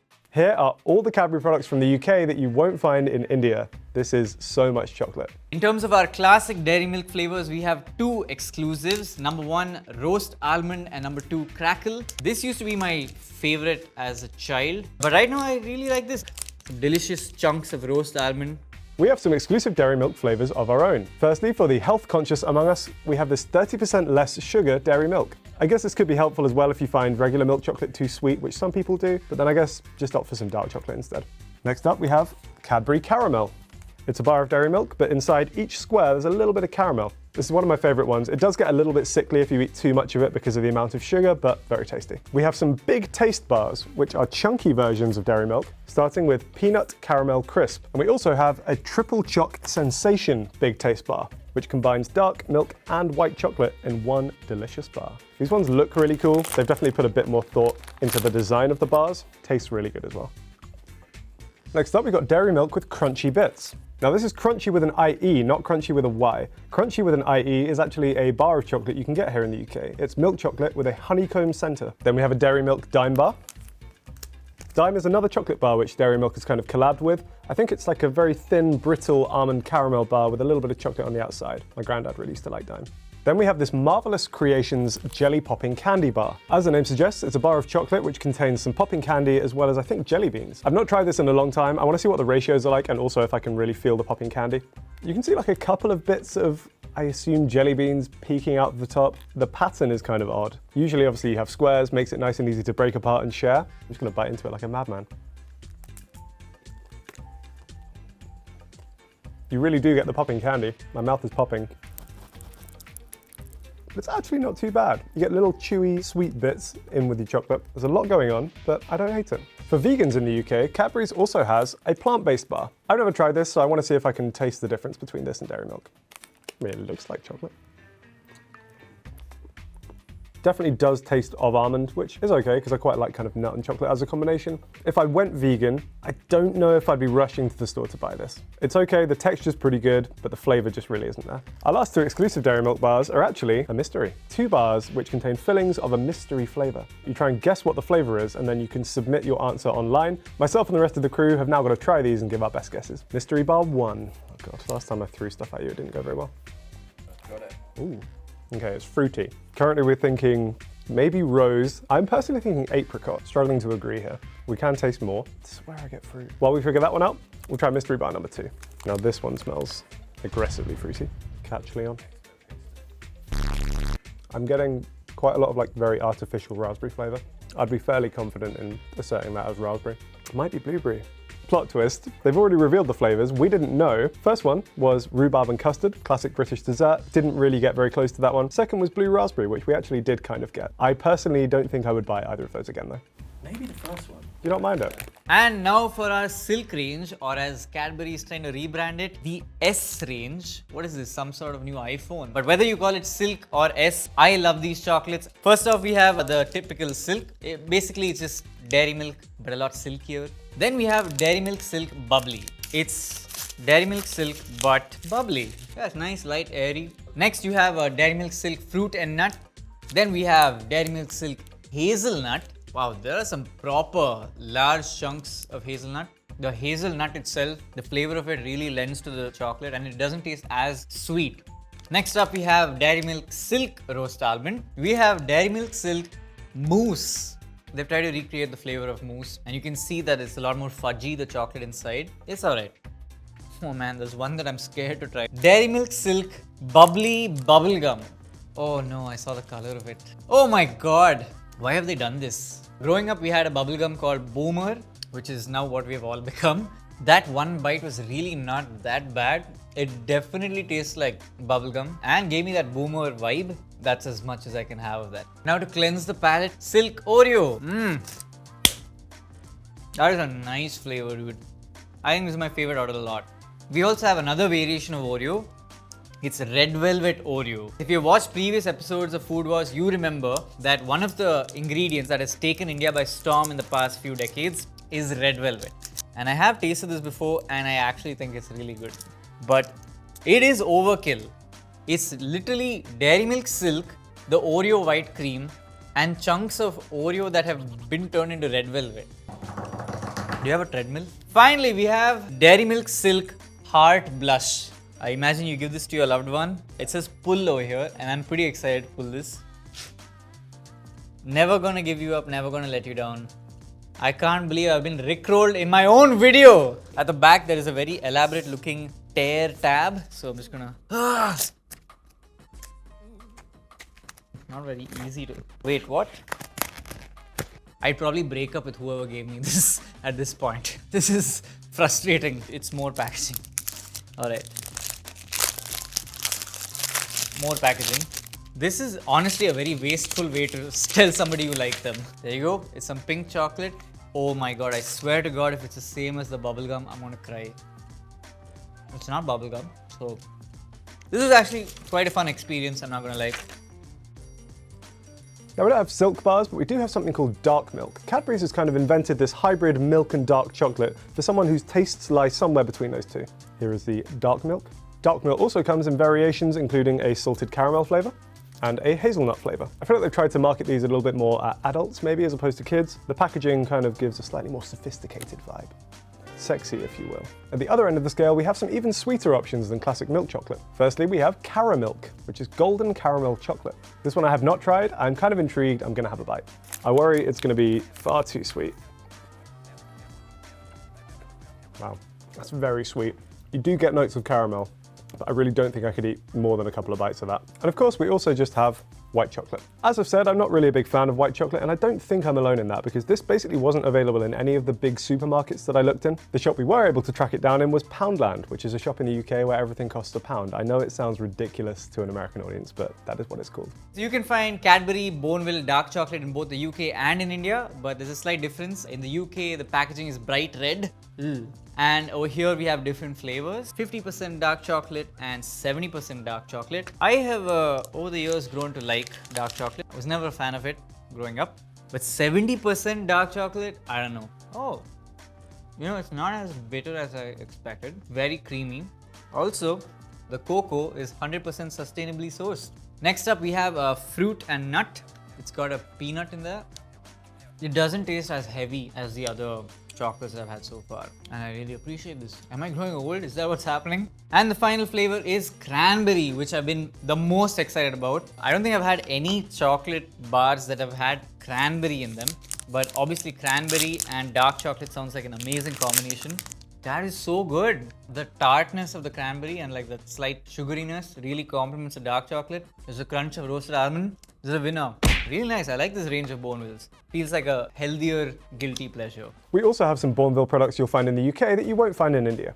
Firstly, we have Bourneville Old Jamaica. The Old Jamaica refers to rum and raisin flavors added to the dark chocolate. And we also have an orange Bourneville. I personally don't love dark chocolate, and I especially do not love dark chocolate combined with fruit, so I'm respectfully not going to try any of these. If you're wondering where the name Bourneville comes from, it's actually a village that was created by the Cadbury family for workers who worked in their factory near Birmingham. Bourneville still exists today, so you can go and visit it. It's home to Cadbury World, which is a kind of Cadbury museum interactive experience thing, and apparently is a really nice place to live. And now it's time for all of the remaining Indian Cadbury products, starting with Cadbury Fuse.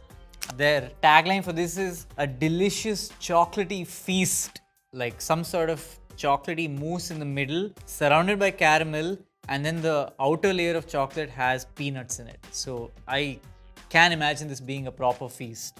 Kinda nice. I think I could eat this much of one chocolate, but the fact that I'm eating so many varieties of chocolate one after the other is really doing something to my brain. Like, why are we doing this? No, like, what is this? Why are we tasting all of this? What is the point of this show?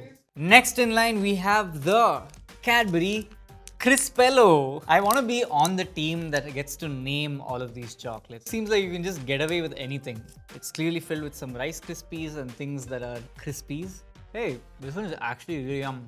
Next up, Cadbury 5-star 3D. If you don't know what 5-star is, it's basically the chocolate that made caramel cool in India. It's been around for decades, and actually, fun fact, it's my mom's favorite chocolate. Now they've upgraded to 5-star 3D. What's the difference between this and any other 5-star? It has nuts. I will say, having eaten the past 3 chocolates in a row, I'm starting to realize they're kind of the same thing. It's decent. I prefer the original 5-star. That one sparks nostalgia. This one just feels too modern. Next up, we have a Perk. So Perk is another chocolate that's been around in India for ages now, and it's gone through a lot of evolutions like every other chocolate has. Now they sell Perk in a double pack. It says you can rip it, share it. Oh! Next up, some gemstones. That's right, the UK didn't give us our gemstones back, but they definitely gave us gems. Yeah, I mean, fair enough. Sorry, guys. So they're M&Ms without the M&M branding on top. What I used to do as a kid, you would get a small packet of gems and I would suck on each gem until the color would come off and it would be a white gem. And then I'd put all the white ones in my mouth and bite them like one big chocolate.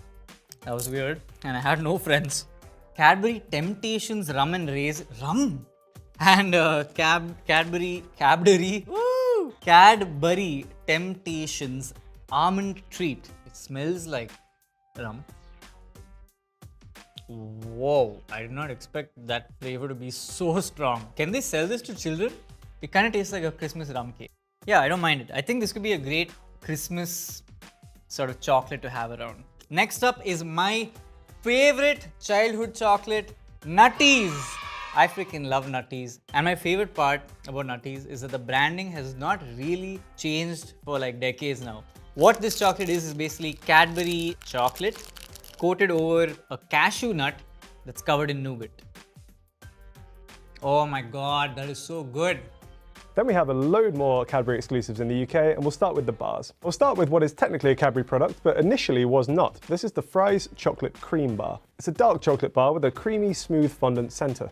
A fun fact is that the Fry's were a Quaker family who were the first ones to actually commercially produce chocolate bars in the UK. Before the Fry's came along, drinking chocolate was kind of the only way to consume it. Fry's also makes a peppermint cream bar as well as Turkish Delight. I will say this is not the best Turkish Delight out there. If you want Turkish Delight, go to a grocery store that sells Turkish food, get some classic stuff, whereas this is a kind of slightly cheapy Turkish Delight encased in chocolate. Next up we have Boost bars. These are chocolate bars filled with caramel and biscuit pieces. When Boost was first launched, I think they were kind of marketed as almost like an energy bar. They had loads of sugar and glucose in them, although I think they have now recently dropped that down and it's just in line more with a standard chocolate bar. Then we're on to Chomps. I personally love a Chomp. These were also a little bit hard to find. I think we had to go to Poundland for these ones as well, but they used to cost like 10p from your local newsagents. It's just like a chocolate bar with toffee/caramel inside. Simple, but effective. Then we have Crunchy bars, which are chocolate bars with a large honeycomb center.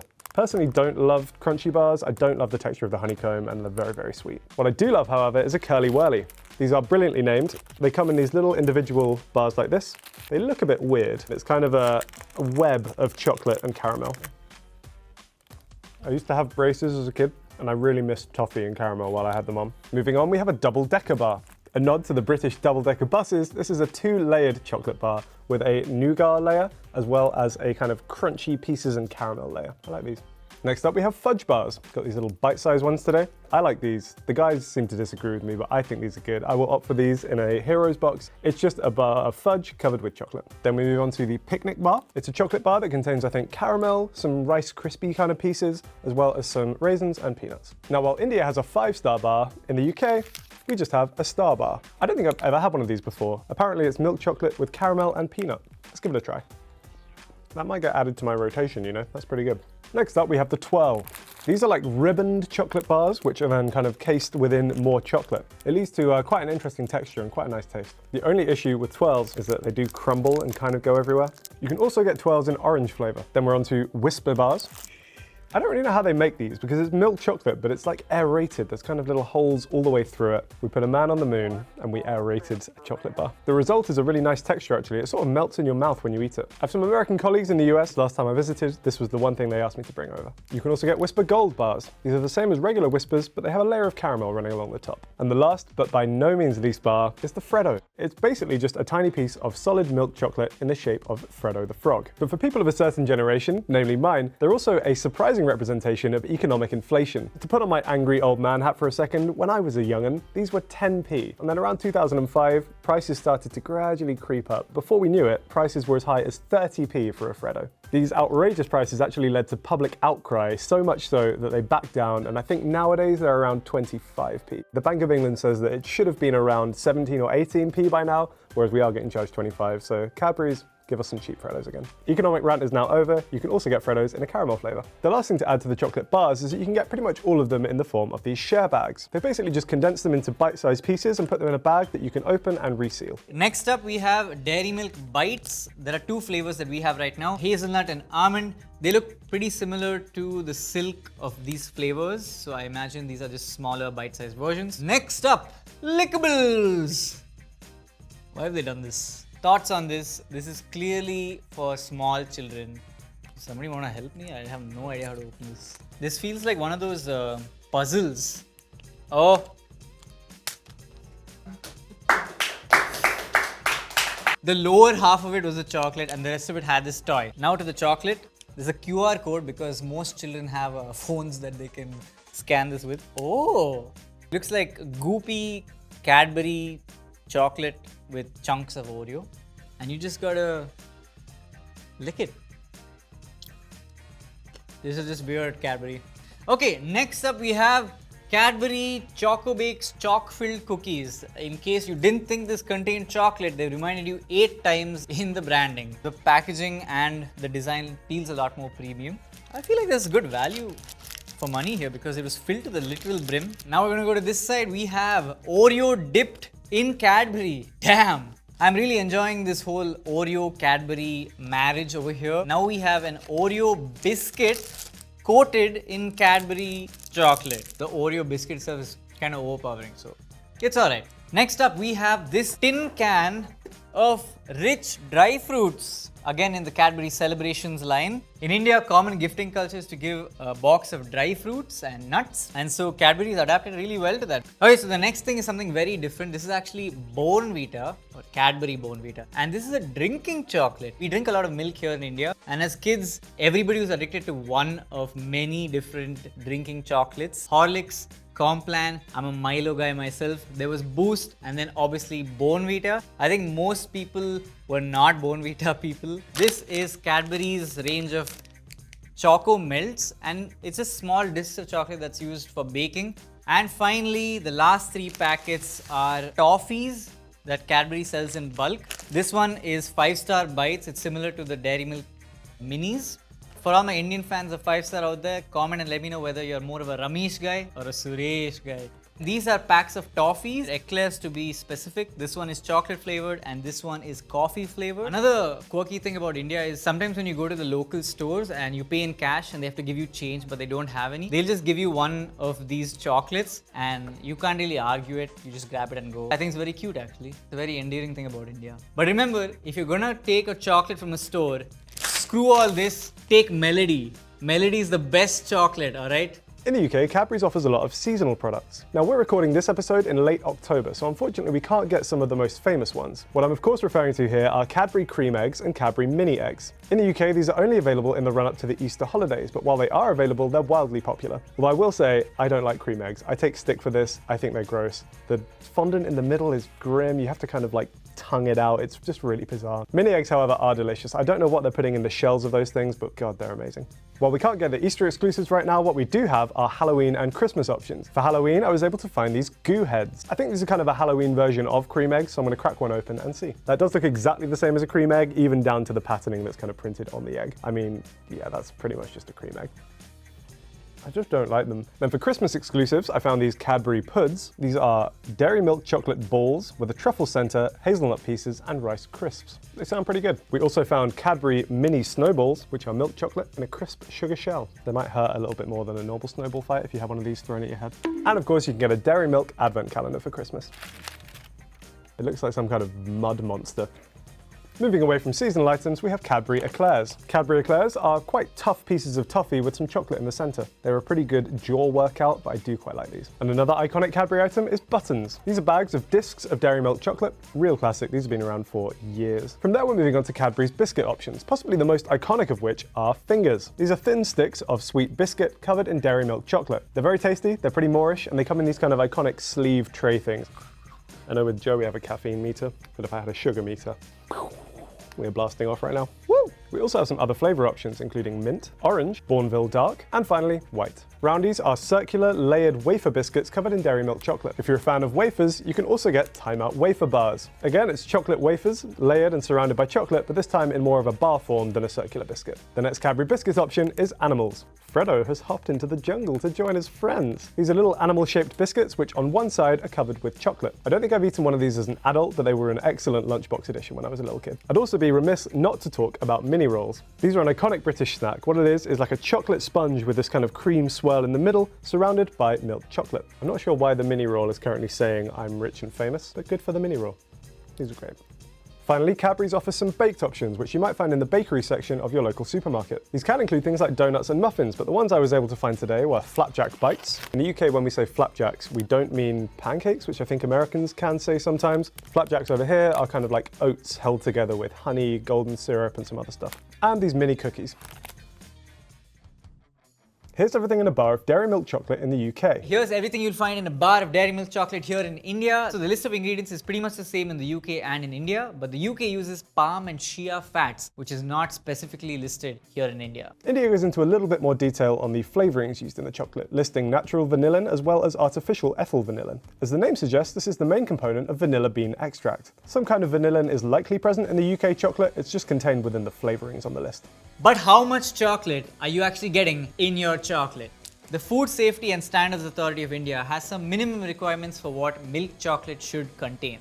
The rules are 25% total fat, 2% milk fat, 2.5% cocoa solids, and 10.5% milk solids. We have equivalent rules here in the UK. The Cocoa and Chocolate Products Regulations of 2003 set the minimums for milk chocolate at 25% total fat, 5% milk fat, 20% dry cocoa solids, 2.5% dry non-fat cocoa solids, and 20% dry milk solids. Cadbury in the UK says its chocolate contains 23% milk solids and meets the EU minimum of 20% for cocoa solids. India's Cadbury packaging says it contains over 22% milk solids, so thank you Cadbury for not being chindi. It is interesting that Indian rules do not have a minimum for dry, fat-free cocoa solids in milk chocolate. The dark chocolates, however, have a minimum and it's 14%.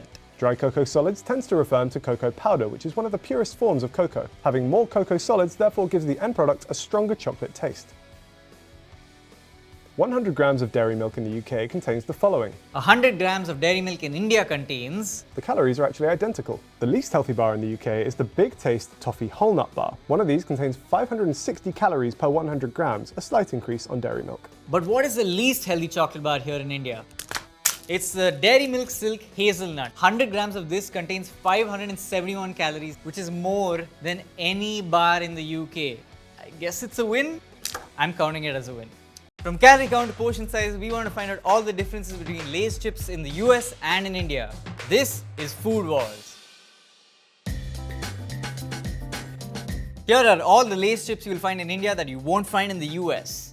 And here are all the Lay's chips in the US you can't find in India. Oh my good God, yeah! To begin things, I'm going to go with the one I hate the most, Spanish Tomato Tango. Yeah, I've just never really liked this flavor. It's just too heavy on the tomato side. No, oh man, that aftertaste is horrible. I have nothing nice to say about this flavor. Also, just to note, our standard Lay's chips come in the ridged style. We do also sell the flat style, but that's more of a special variety of Lay's.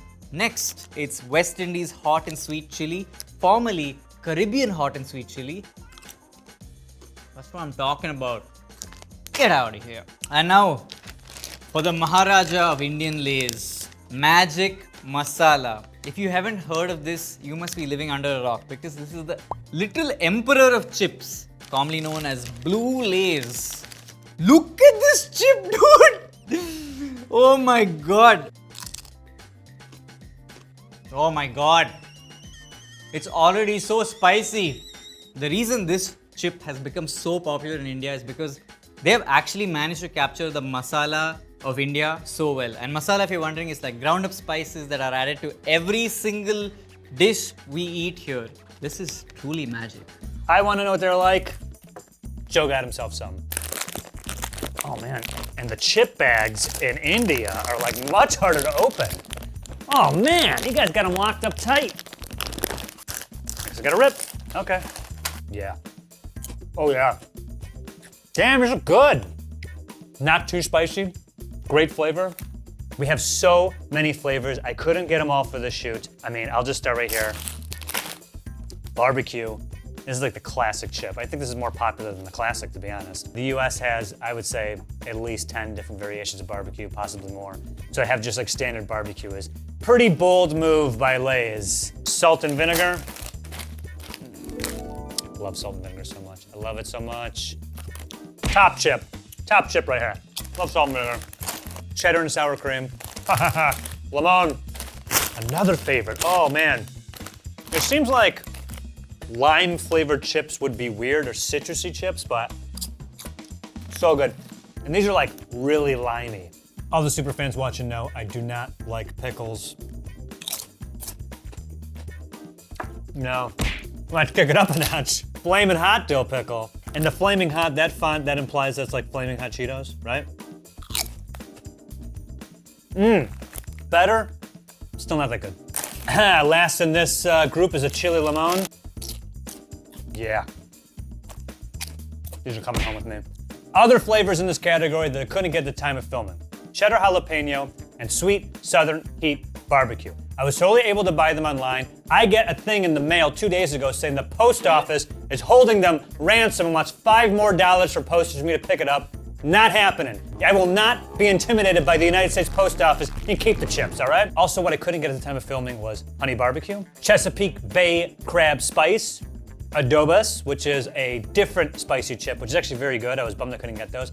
And the Doritos Cool Ranch Lay's, unfortunately. Let's now talk about two exclusive flavors that are in both countries, but slightly different. We have the sizzling hot Lay's and the American style cream and onion. It was previously known as American sour cream and onion. It's great. No fuss. One of my favorite flavors. It's been there for like over 2 decades, I feel, in India. And there's a reason for that. Ours is just regular sour cream and onion. I also got American style sour cream and onion from India. And then one after the other. The flavor on these are much stronger. And it even says, now with more flavor, this is more flavor? I gotta say, I like these India ones better. Up next, we have sizzling hot. This is a flavor I've actually never had. I'm very excited to see how it stacks compared to magic masala, which is already pretty spicy. Whoa. Yo, look at this chip. It's literally red. Not really. Oh. Nice. It's not as much a direct heat as the magic masala. Hey, it's a nice flavor. In the US, we have flaming hot flavor. Now let me explain. This is flaming hot kettle chips. Couldn't get the regular flaming hot. We'll get into kettle chips later. It's like regular spice as a heat to it without being too specific. I think they use red chilies right here. It packs a nice punch without being too overwhelming with the flavor. It's like the perfect amount of heat without getting too overwhelming. So. Okay, so we don't only have ridge style chips, we also have some flat ones. In fact, they're called wafer style, which I think is pretty much your classic style of Lay's. The first flavor is salt with pepper, not salt and pepper. Don't you dare say that. It's very nice. I should buy this more often. I've never tried this before. Very good job. Okay, on to the next wafer style chip. We have sun-dried chili. I love sun-dried anything. Beam that sun ray onto any vegetable, I will eat it. Oh, damn. This is really good. They smashed it with this one. Got a proper kick as well. Ooh. It's really yum. And one of the most beautiful sights you'll see in India is people sun-drying their own chilies on their roofs, porches, wherever. Biryanis, curries, they all use sun-dried chili. And this chips packet really has nailed this flavor. Maybe my favorite, kettle cooked. We already saw the flamin' hot kettle cooked. These are thicker chip. They transport a lot better, obviously, than Esme Broken. Got more like a potato taste to it, a potato snap. It's like, I love kettle chips. Sea salt, cracked pepper. These are so good. Yeah. It's like, sea salt and vinegar. This ain't your pond salt. This ain't your lake salt. This certainly is not your fjord salt. Why is salt and vinegar so good? Attention everyone, my favorite kettle chip is about to be eaten by me. The jalapeno kettle chips. I'm not gonna talk about Miss Vicky's because this isn't a Miss Vicky's video. And I hate to say it, these might be better. We've got the jalapeno flavor in there. It's not too spicy, so you can really chow down on these. Moving on, unfortunately, to something that I kind of can't stand, are baked. Wah, wah. You get them in original, and you get them in barbecue. Like eating cardboard. Lay's has something called the Better For You series. So we have these, and then lightly salted barbecue, lightly salted wavy. I mean, I want the salt, but like how much? This is what paper tastes like. We got Simply Sea Salt Thick Cut, and you can also get the Simply Barbecue Thick Cut. They have something called layers, which are these guys, bite-sized layers, crispy layers, tasty layers. You get them in 3 cheese, sour cream and onion. I've never seen this before in my entire life. Oh, the best stinks. Oh, these are really bad. These are terrible. Whoa, these are real chemically tasting. Oh my God, these taste like they were poisoned. And now for our next range of exclusive chips, we have Lay's Max. That's Max with 2 X's. Why the 2 X's? That's like saying it's more better. I've not seen or tasted these before, starting with macho chili flavor. It is kind of ridged, but I would say it's more wavy. I wouldn't say it's super spicy. I kind of like that this one doesn't leave that burning sensation in your throat. It's really nice. Yeah, I don't know about the branding, but I really like this flavor. Next flavor, peppery cheddar. Whoa, all sorts of stuff happening here. There's like some mint to it. Oh, you know what this tastes like? This tastes like malai tikka, like chicken malai tikka dipped in pudina chutney. This is very unique. Our next flavor is sizzling barbecue. Oh, the reason this is called Lay's Max, it's because it has max crunch, max flavor, and max taste. And I can wholeheartedly say both of these have delivered. It even smells strongly of barbecue, so these work. They're great. More fun chip styles. I think we can call these the India style, but we also call them the wavy style. They are wavy, hence the name, and you can get them in original, reduced fat, honey barbecue, ranch. You can also get them in salt and pepper, lightly salted, fat, low fat, if I didn't say that already. Like the waves are like wider. You guys have like really like condensed waves. Lay's apparently wanted to answer the age-old question, how can we copy something popular and make it much, much worse? And stacks were invented. You guys know what Pringles are, right? Of course you do. Well, hear that? We'll put them in a tube, they won't break as easily, right? Holy f***. Look at this. Then what was the point of putting in this tube? I hate this so much, but to really prove my point, yo dog, look what I got. By the way, paper tube, excellent idea. Dave Pringle, whatever your name is.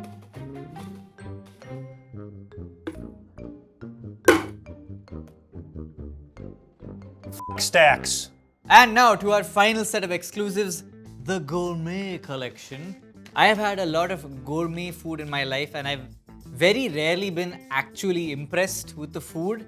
Vantos cheese and paprika. Vintage cheese and paprika. Oh. If I had to taste this chip without any of the fancy packaging, I don't think gourmet is the first word that would come to my head. Thai sweet chili gourmet. This literally tastes like the West Indies hot and chili, but on a flat chip. So gourmet is just packaging. That's what we've learned from this experiment with these 2 chips. Skippable. In addition to that, we also have Lay's Poppables. Poppables come in sea salt and vinegar. Oh, Julius Pringle. That was his name, not Dave. They also have Poppable sea salt and vinegar, Poppable sea salt, Poppable white cheddar, and Poppable honey barbecue. Okay, I don't want to eat all these. What's the cereal that looks like this? Is it Chex? If you got these on accident, eat them, but I wouldn't reach for these over regular potato chips. Here in India, our Lay's chips packets come in 5 sizes. There's 30 grams, 50 grams, 73 grams, 104 grams, and 174 grams. The big boy, the party pack. I feel like I could eat this whole thing on my own, to be honest. In the US, our Lay's chips come in 6 variety of sizes. All the way down here, get the 28 gram bag, which comes in the multi-pack. Next up, 74.4 gram bag. In the middle here, there's also an elusive 78 gram bag. Look, I saw it on Target.com and Walmart.com. It exists, it just wasn't available anywhere in Southern California. I looked, okay? One step up, we have what I think is the classic grocery store bag, 226 gram, AKA the 8-ounce bag. You've seen it a million times, this is the one. Right next to that one is the family size bag, which I also couldn't get a hold of. 297.6 gram bag. I couldn't find it because the American family is dead. But what is alive and well is, of course, our biggest size, the party size. 368 grams. For all you familyless partiers, Lay's has you covered. That means that the biggest bag in the US is this much larger than the biggest bag in India. But wait, there's more or less depending on the packet that you get, because according to Amazon, the weights of these different packets might vary, so they're given a weight range. The biggest weight difference is in our largest pack of 174 to 190 grams, which is a difference of 16 grams. So let's see how much we get in one packet. Woo! 175 grams, 1 gram extra from what is advertised, which is, I'll take it. So let me show you what 16 grams of chips looks like so you can see what you're potentially missing out on. It doesn't seem like a lot, but I think that's quite a substantial amount of chips you're missing out on. To be fair, they did write 174 grams only on the pack. In the US, our flavor bags weigh less than the original flavor bag. Take this barbecue flavored Lay's bag. It weighs 7.75 ounces, or 7 3/4 ounces. Yuli, can we get in there? You see that? Thank you. Compared to the 8 ounce you get with the original bag. Okay, same price, less product. Now, Harry did research on that episode, so take it away, Harry. What? No, do your own research. According to Harry's research from the last Lay's episode back in 2014, PepsiCo claimed the reason that there is a slightly higher price per ounce for flavor chips is the added seasoning. So then, Lay's, can you explain to me why this lightly salted bag gives you fewer chips than the original bag? It's more money, but less salt, eh, Lay's? Check it out. The lightly salted, so less salted than this, also 7 3/4. While we're exposing potential Lay's lies, this 28 gram bag in the US supposedly contains 15 chips, according to Lay's website. Let's see how accurate this is. And I'm gonna count all the chips in this 30 gram packet to see how many we have. I mean, it doesn't contain one whole chip. 1, 12, 13. I mean, if we're doing it by chip-related piles, 6, 12, 8, we're close to 18 chips per bag. Huh, all right, I'll concede. Cool, so that's 24 chips. I would say realistically, this is like 20 chips that have been broken into many other pieces. But let's be real, they could have fit a lot more chips into this packet, and Lay's is notorious for filling it with air. It's actually nitrogen gas, which helps preserve the chips and also acts as a cushion to stop them from getting smashed in transit. I mean, what would it have been like without the cushion? This whole bag would have been dust, apparently. But what is the air to chip ratio, you ask? Let's find out in a new segment I like to call the Archimedes principle. Can I just say this is one of the weirdest things I've done in my life. A generous 55 ml of chips in this packet.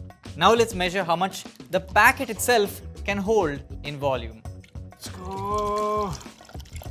Oh, this smells so bad. 900 ml. That's 845 ml of chips that we could have had, Lay's. I feel cheated. So I think to make it more accurate, let's do 4, and then we'll fill this guy up, and then we'll divide by 4, and that would give us the average of those. Does that make sense? Dust. All right. Oh man, all right. Can I please have the scientific chip crunching nunchucks? Throw them. Ah, whoa! Look out, chips. Pow, pow, pow. 2.75 fluid ounces per bag. Now that's science you can use. So now we're gonna fill this with water. Oh, the whole thing's 20. We're just gonna make 2.75, 17.25 units or whatever. Cubic fluid ounces? Even more interesting air information. Because of India's varied geography, the amount of air that's packed into these packets is different for different altitudes. For example, in cities of higher altitude like Leh in the Himalayas, there is the risk of these packets exploding due to the low atmospheric pressure. And so when they're sent there, they're sent with no air at all inside of them. And so they run the risk of being crushed in transport, so they have to be taken as delicately as a crate of eggs. But what about price?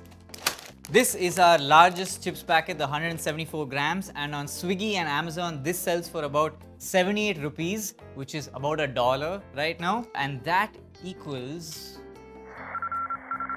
rupees 0.44 per gram, about $0.005. And yes, I did all of that math and conversion in my head. Here in the US, if we break it down, starting with this big bag, the 226.8 gram, aka 8 ounce bag, it's $3.99 at Target, or 316.58 rupees. Yes, it's a bigger bag, I know. So, breaking it down per gram, we found that in the US, the cost is a 260% increase compared to India. While we do enjoy our Lay's chips, we also have a giant chip culture here in India. In fact, these are called hot chips, and they're sold all across India at stalls called hot chip stalls, where basically they have a giant frying pan and they cut the potato in front of you into these thin slices and fry it and give it to you nice, hot, fresh. And so for 174 grams, which is the same as this, you're paying rupees 45 for a lot fresher chips. So as you can see, Lay's is competing against a giant chip market here in India and doing pretty well, I would say. Now for the burning question, are there any questionable ingredients that are in your Lay's chips that you need to watch out for? Fret not, because Joe and I have found them out for you. As far as the basic salted version goes, you're totally fine. Both in India and the US, they're made of potatoes, vegetable oil, salt. Warning! Warning alert! Here in India, some of our flavors have an ingredient called potassium chloride. In regular doses, this is completely safe and it's a low sodium alternative to salt. However, it's also one of the 3 ingredients used in the 3-drug cocktail for lethal injections. Too much potassium chloride will cause irregular heartbeats and boom, your heart will stop. So if you've been thinking of doing a Lay's mukbang, be careful. We don't have any of that in the US Lay's, but we do have food coloring, caramel color in our barbecue and honey barbecue chips. Certain types of caramel color can contain a byproduct called 4-ME uppercase I. Studies found that it caused cancer in rats and mice, leading campaigns in support of banning it from foods. Give me that dancing rat! All right, the FDA was like, nah, it's fine. Humans don't come close to the level of exposure that caused that rat tumors. But that didn't stop the state of California, adding it to its Proposition 65 list of chemicals, quote, known to the state of California to cause cancer or reproductive toxicity, end quote. Ooh. Another ingredient found in several varieties of Lay's chips here in India is disodium glutamate, aka Flavor Enhancer 69. No, not 69. Flavor Enhancer 627. But basically, it's used alongside MSG to enhance the flavor of the chips. Both the Food and Drug Administration, or the FDA in the United States, and the European Food Safety Authority, or the EFSA, consider disodium glutamate safe. But it's not recommended for babies, children, pregnant women, and lactating mothers, and also should be avoided by asthmatics or people suffering from gout. MSG, if you're wondering, is the commonly misunderstood ingredient known as monosodium glutamate, which is added to a lot of Asian cuisine and gives it that umami flavor. In 2019, Lay's sued a bunch of Indian farmers for growing a certain variety of potato, FC5 variety, saying it has a patent on that variety. This type of potato is ideal for snack chips as it has a lower moisture content. But strike one up for the little guy. Farmers' rights activists petitioned the Protection of the Plant Varieties and Farmers' Rights Authority, and it agreed PepsiCo, Lay's, cannot claim a patent over a seed variety. It was revoked immediately, and the Indian potato farmers are now flush with low moisture potato money. Let's go!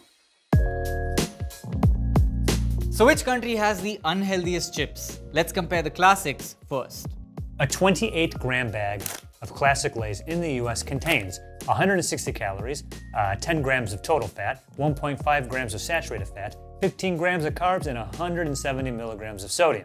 Okay, so our Lay's nutrition is per 100 grams, so I did a little bit of math to compare it to the US 28 grams. Actually, Joe did the math, so if the math is wrong, blame Joe.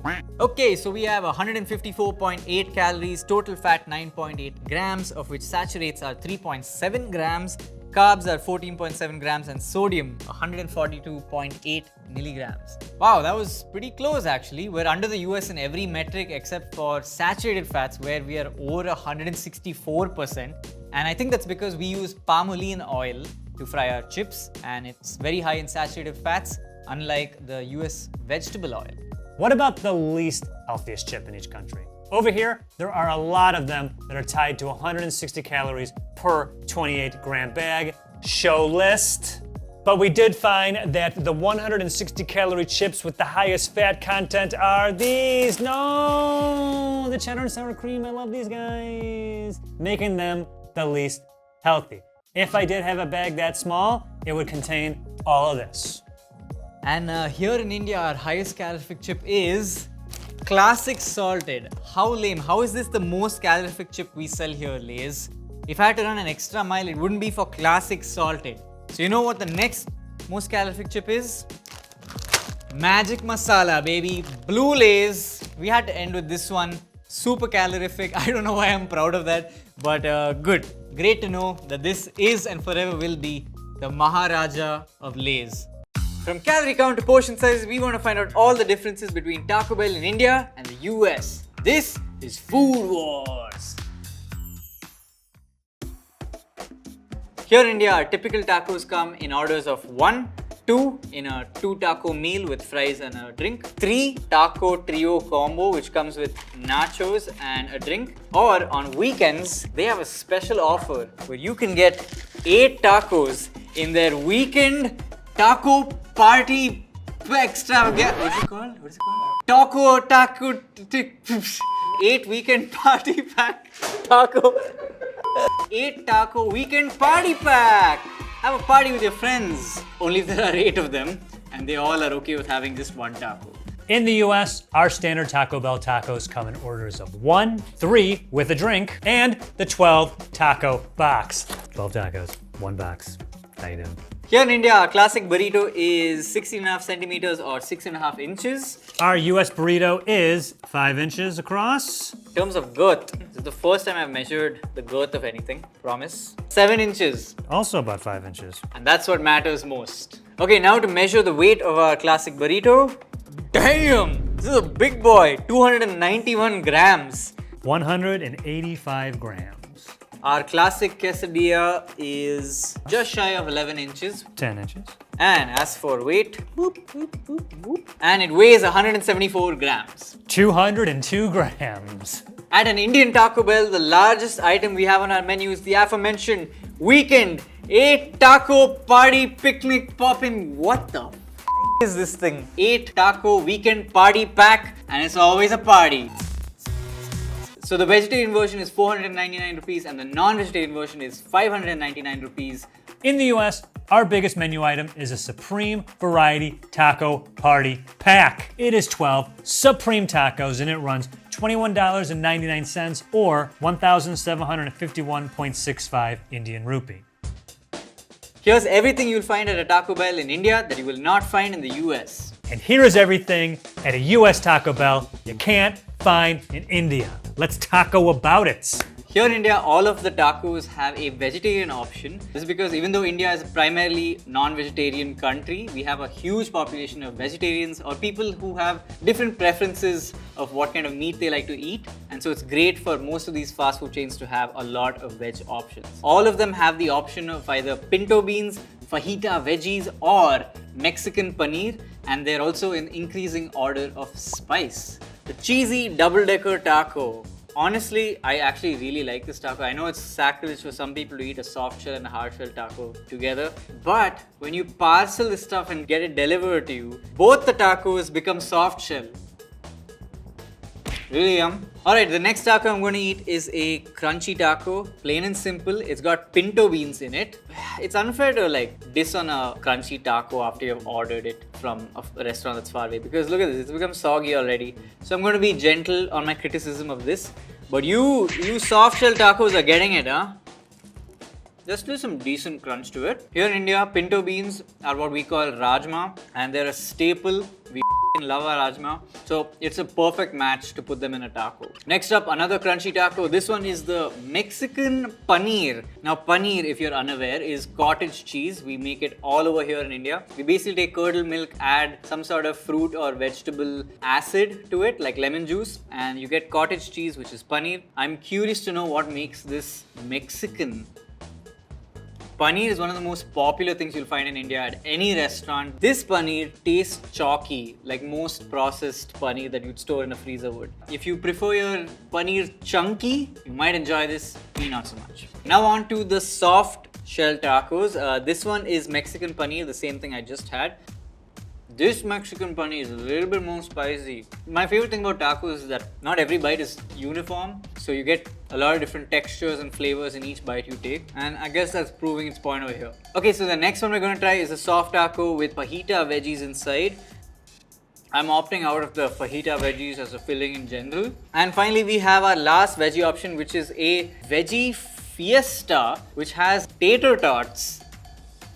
Win. That's a win. If I was going to Taco Bell, I had to order a veggie taco for some reason. My option would be a crunchy pinto bean taco. And now for our non-vegetarian tacos, please note that all of the meat in our tacos is chicken and not beef. This is because we have a huge percentage of Hindus here in India and they do not eat beef. This makes all of our non-veg tacos exclusives, because yes, in the US you can substitute your beef for chicken, but it's not on the official menu, alright? It's a modification, which means these are more exclusives to India. Okay, so you have two options of filling, either Mexican chicken or grilled chicken. We're starting off with a grilled chicken crunchy taco, which has severely disintegrated. Not bad. This is also kind of the test of Taco Bell's structural integrity. Pretty good. That's a win for me. What else do you want, Taco Bell? This taco, though, has seen better times. It kind of reminds me of like a rajma chawal. Like when you're chewing on a rajma chawal, that's how soft the chicken is. There are a lot of comparisons you can make with Mexican and Indian food. We have something exactly like this in India. It's called chapati and it's made out of wheat. The tortillas in Mexico are typically made with corn. The one in Taco Bell is made out of maida, which is all-purpose flour. I can't speak for Mexican cuisine, but there's definitely a lot of Indian flavors in this. This is actually a soft grilled chicken taco, and I can wholeheartedly say, worst of the bunch. Don't get this one. A cheese double-decker taco with grilled chicken again. Come on, man. I wanted the Mexican one, but the hard shell taco is disintegrating into a soft shell taco. There's nothing special. Chicken fiesta taco. Oh my god. I didn't expect that at all. I've just been chewing for so long, I'm so tired. Oh damn, the aftertaste of this is really good. There's a lot of nice spice to it. Now we have a very special taco. As you can see, this one is still wrapped because I've never seen this in my life. It's called a naked chicken taco. Pause for a moment. What do you think that means? Oh my god. Ladies and gentlemen, the naked chicken taco. Genuinely feels like I just undressed food. So there's no chicken filling inside it because the chicken is the taco. That's right, that's how far we have come as the human race. We have taken this bird and turned it into a freaking pancake and folded it over cheese. Your scientists were too busy trying to figure out whether they could do it. They didn't stop to think whether they should do it.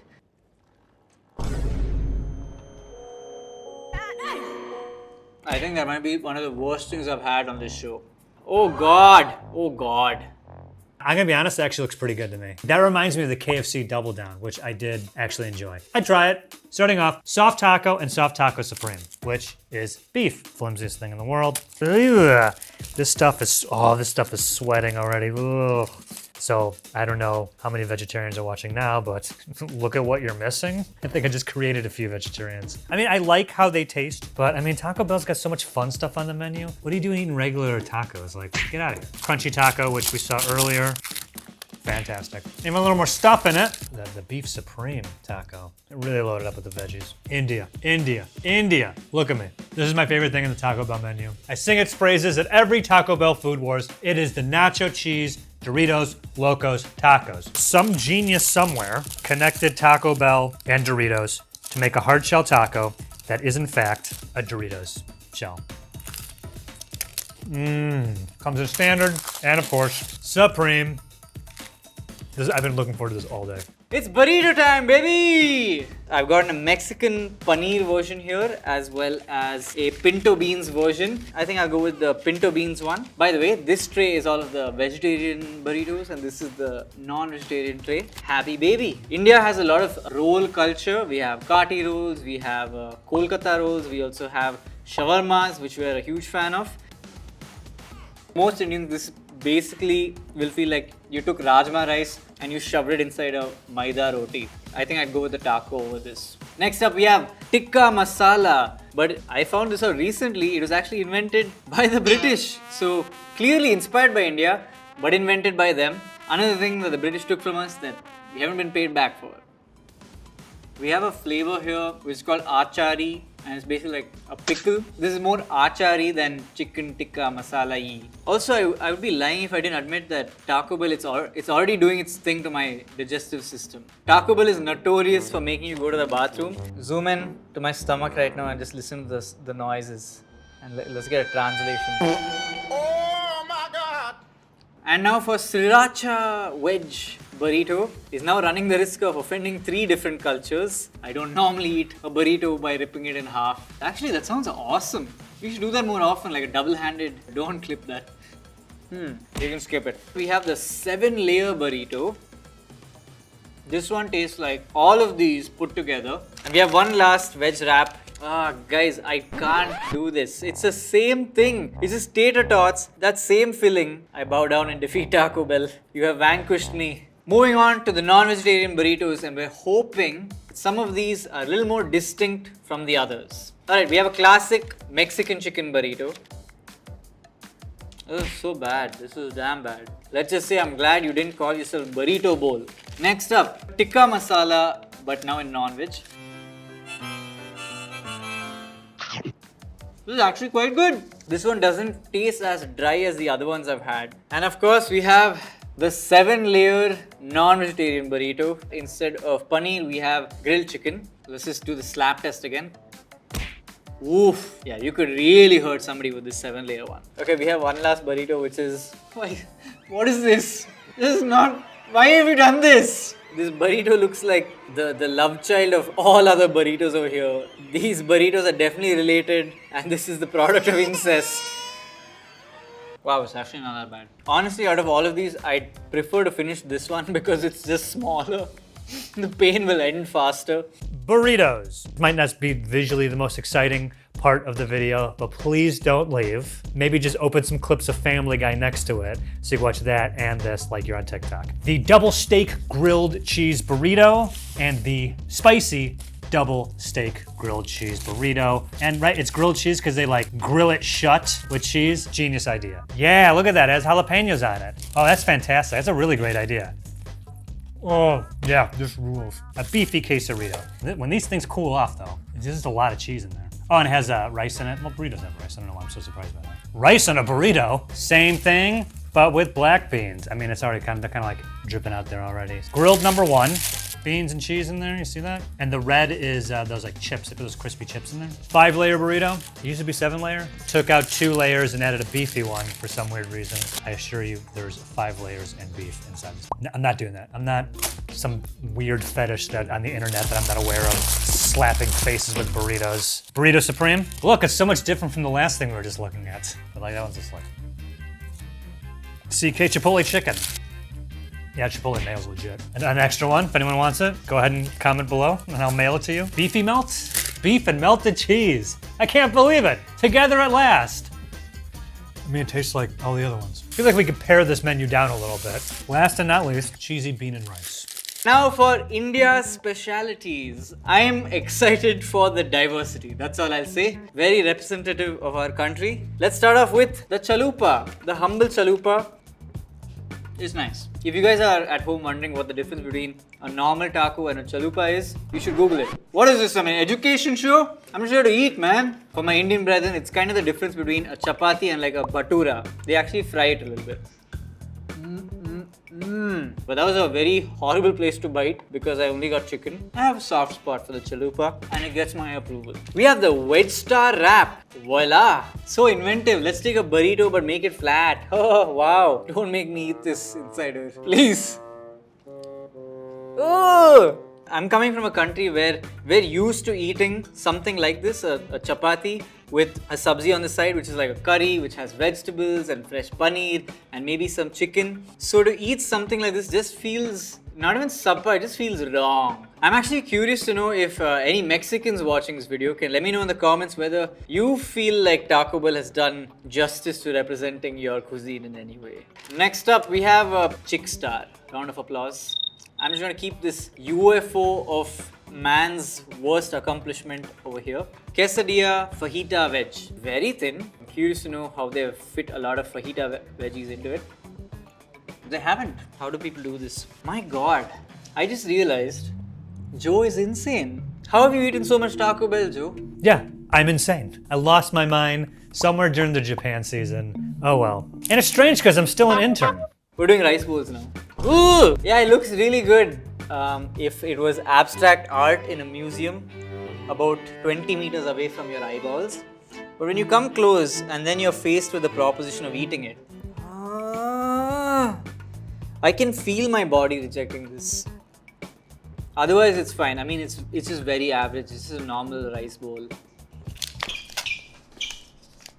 We have the same thing, another rice bowl, but this time it's got some grilled chicken in there.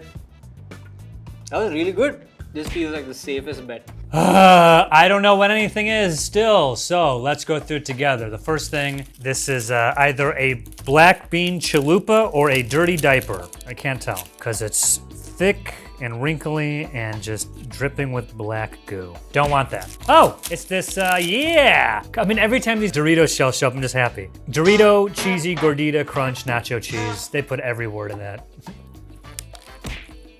Oh, it's that thing, but not nachoed. So, I mean, once you have the Dorito shell version, like to go back is like, no way. No way. I've touched the sky. I can stay on the ground no longer. And then we have 2 Crunchwrap Supreme options, black bean Crunchwrap Supreme, and then the regular Crunchwrap Supreme is of course filled with beef. Okay, it's time now for India's sides menu, starting off with Mexican corn salad. You don't need to add so much sauce to it. I feel like this could have been a lot simpler and people would have appreciated it more. Next up, we have loaded fries and loaded nachos. So typically Taco Bell does not serve loaded nachos and loaded fries here in India, but we found a restaurant that was kind enough to send it to us anyways. I will say this is probably my favorite thing about Taco Bell in India. The loaded nachos are banging when you get them at the restaurant. Oh yeah. But yeah, there's a reason they don't deliver it. It tastes like wet cardboard. And now we have 2 barf bags, just kidding. Chicken nachos. They had chicken tacos and now there are chicken nachos. And our second doggy bag has... Whoa! That was alarming because what I saw was this. I did not expect this to come out of that bag. Crispy chicken strips. Sides, baby! We got them. Cheesy Fiesta potatoes. There's better things to be had on the menu, but I do like those. Black beans and rice, and you can get a guacamole side. Now here are some items that are available both in India and the US, but are still very different. For example, this is India's quesadilla, grilled cheese quesadilla, but as you can see, it's filled with a lot of fajita veggies.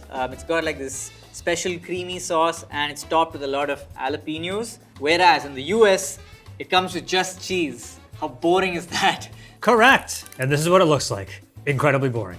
Another big difference is here in India, our nachos are all seasoned. So they already have like a masala or some sort of spice to them. Our nacho chips in the US are just regular tortilla chips with nacho cheese.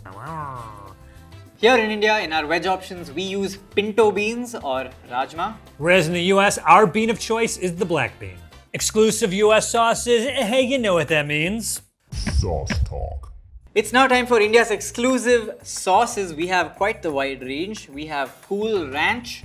Because there's a lot of spice in a lot of these burritos and tacos, I imagine if you're somebody who can't tolerate spice, definitely get a side of this. Then there is spicy salsa. I tasted it, it's really nice. It's got a lot more spice to it, but also the flavor of imli, which is tamarind. We use it in a lot of our dishes, especially South Indian dishes. Then there's a chocolate sauce, which I imagine is for churros or some sort of dippable dessert. But if you want to dip your quesadilla into this, I'm not going to judge. Next up, we have lava sauce, which doesn't really look as much like lava, but it definitely has a kick to it. Chicken tikka masala sauce, which looks more like lava. Down in the end here, we got reduced fat sour cream. Who doesn't like chips and sour cream, right?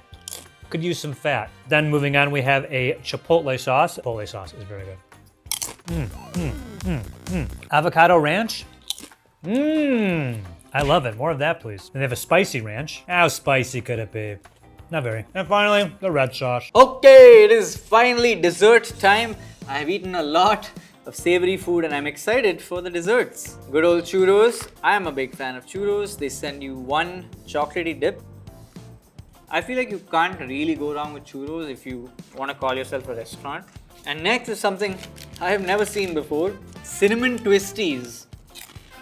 I could see myself, 3 a.m. in the night, sad, vulnerable, eating a whole packet of these. So that means it's a good dessert. Taco Bell used to sell quesadillas filled with chocolate and they were called chocodillas. But I guess they've stopped that now. Taco Bell is against puns. The only US exclusive dessert we have are these, the Cinnabon Delights. As Cinnabuns, and I'm pretty sure this is filled with some sort of like cream cheese, right? I sure there's cream cheese in this or whatever they're frosting. Someone's gotta eat it. That definitely can't go to waste. Eat it now. Right? They're fantastic. Alright, it's time for India's exclusive drinks. What could we do without them? Nothing. I would have choked to death on all that burrito maida wrap. First up, the soft drinks that we have. We sell 7-Up and Mirinda over here. But actually in Bangalore, I've seen a lot more variety of drinks. So I think it varies from store to store. Next up, Taco Bell sells juices. This one was a mixed fruit juice, but I drank it all. And I can tell you, it was pretty good. They also sell a cranberry and apple juice, but the stores that we asked in Mumbai did not have those available. And finally, they sell milkshakes. This is mango. This is chocolate cookie crumble. The true test of a milkshake is to test the fruit one and see if it's still fresh. Hey, that's pretty good. Mango milkshake. US exclusive drinks. There's literally a million, yes, really, of soft drinks you can get at Taco Bell you can't get in India. So I just went and got a Diet Pepsi and, of course, Baja Blast. After like doing this, 3-4 times at this point, I'm actually starting to like Baja Blast. You can actually get a whole bunch of soft drinks at the US Taco Bell. All of these! I wasn't getting 20 drinks. So get yourself a bottle. OJ, Tropicana. Also something you can get are things called freezes, which at one point were frozen slushy or slurpy like drinks. You can get, of course, a Mountain Dew Baja Blast. And also get yourself wild cherry freeze. Oh, fuck. That's cough syrup. Also, you can get coffee, both iced and hot. Iced coffee? Oh no, wait, that's soda. What is this? Ignore that. Over there. The Cinnabon Delight coffee. Okay, Zach's gave us 2 of these. Iced coffee that's flavored like the Cinnabon Delights. Are you kidding me? I can just feel my life expectancy just getting closer and closer, just like sip. He ain't seen his 80s.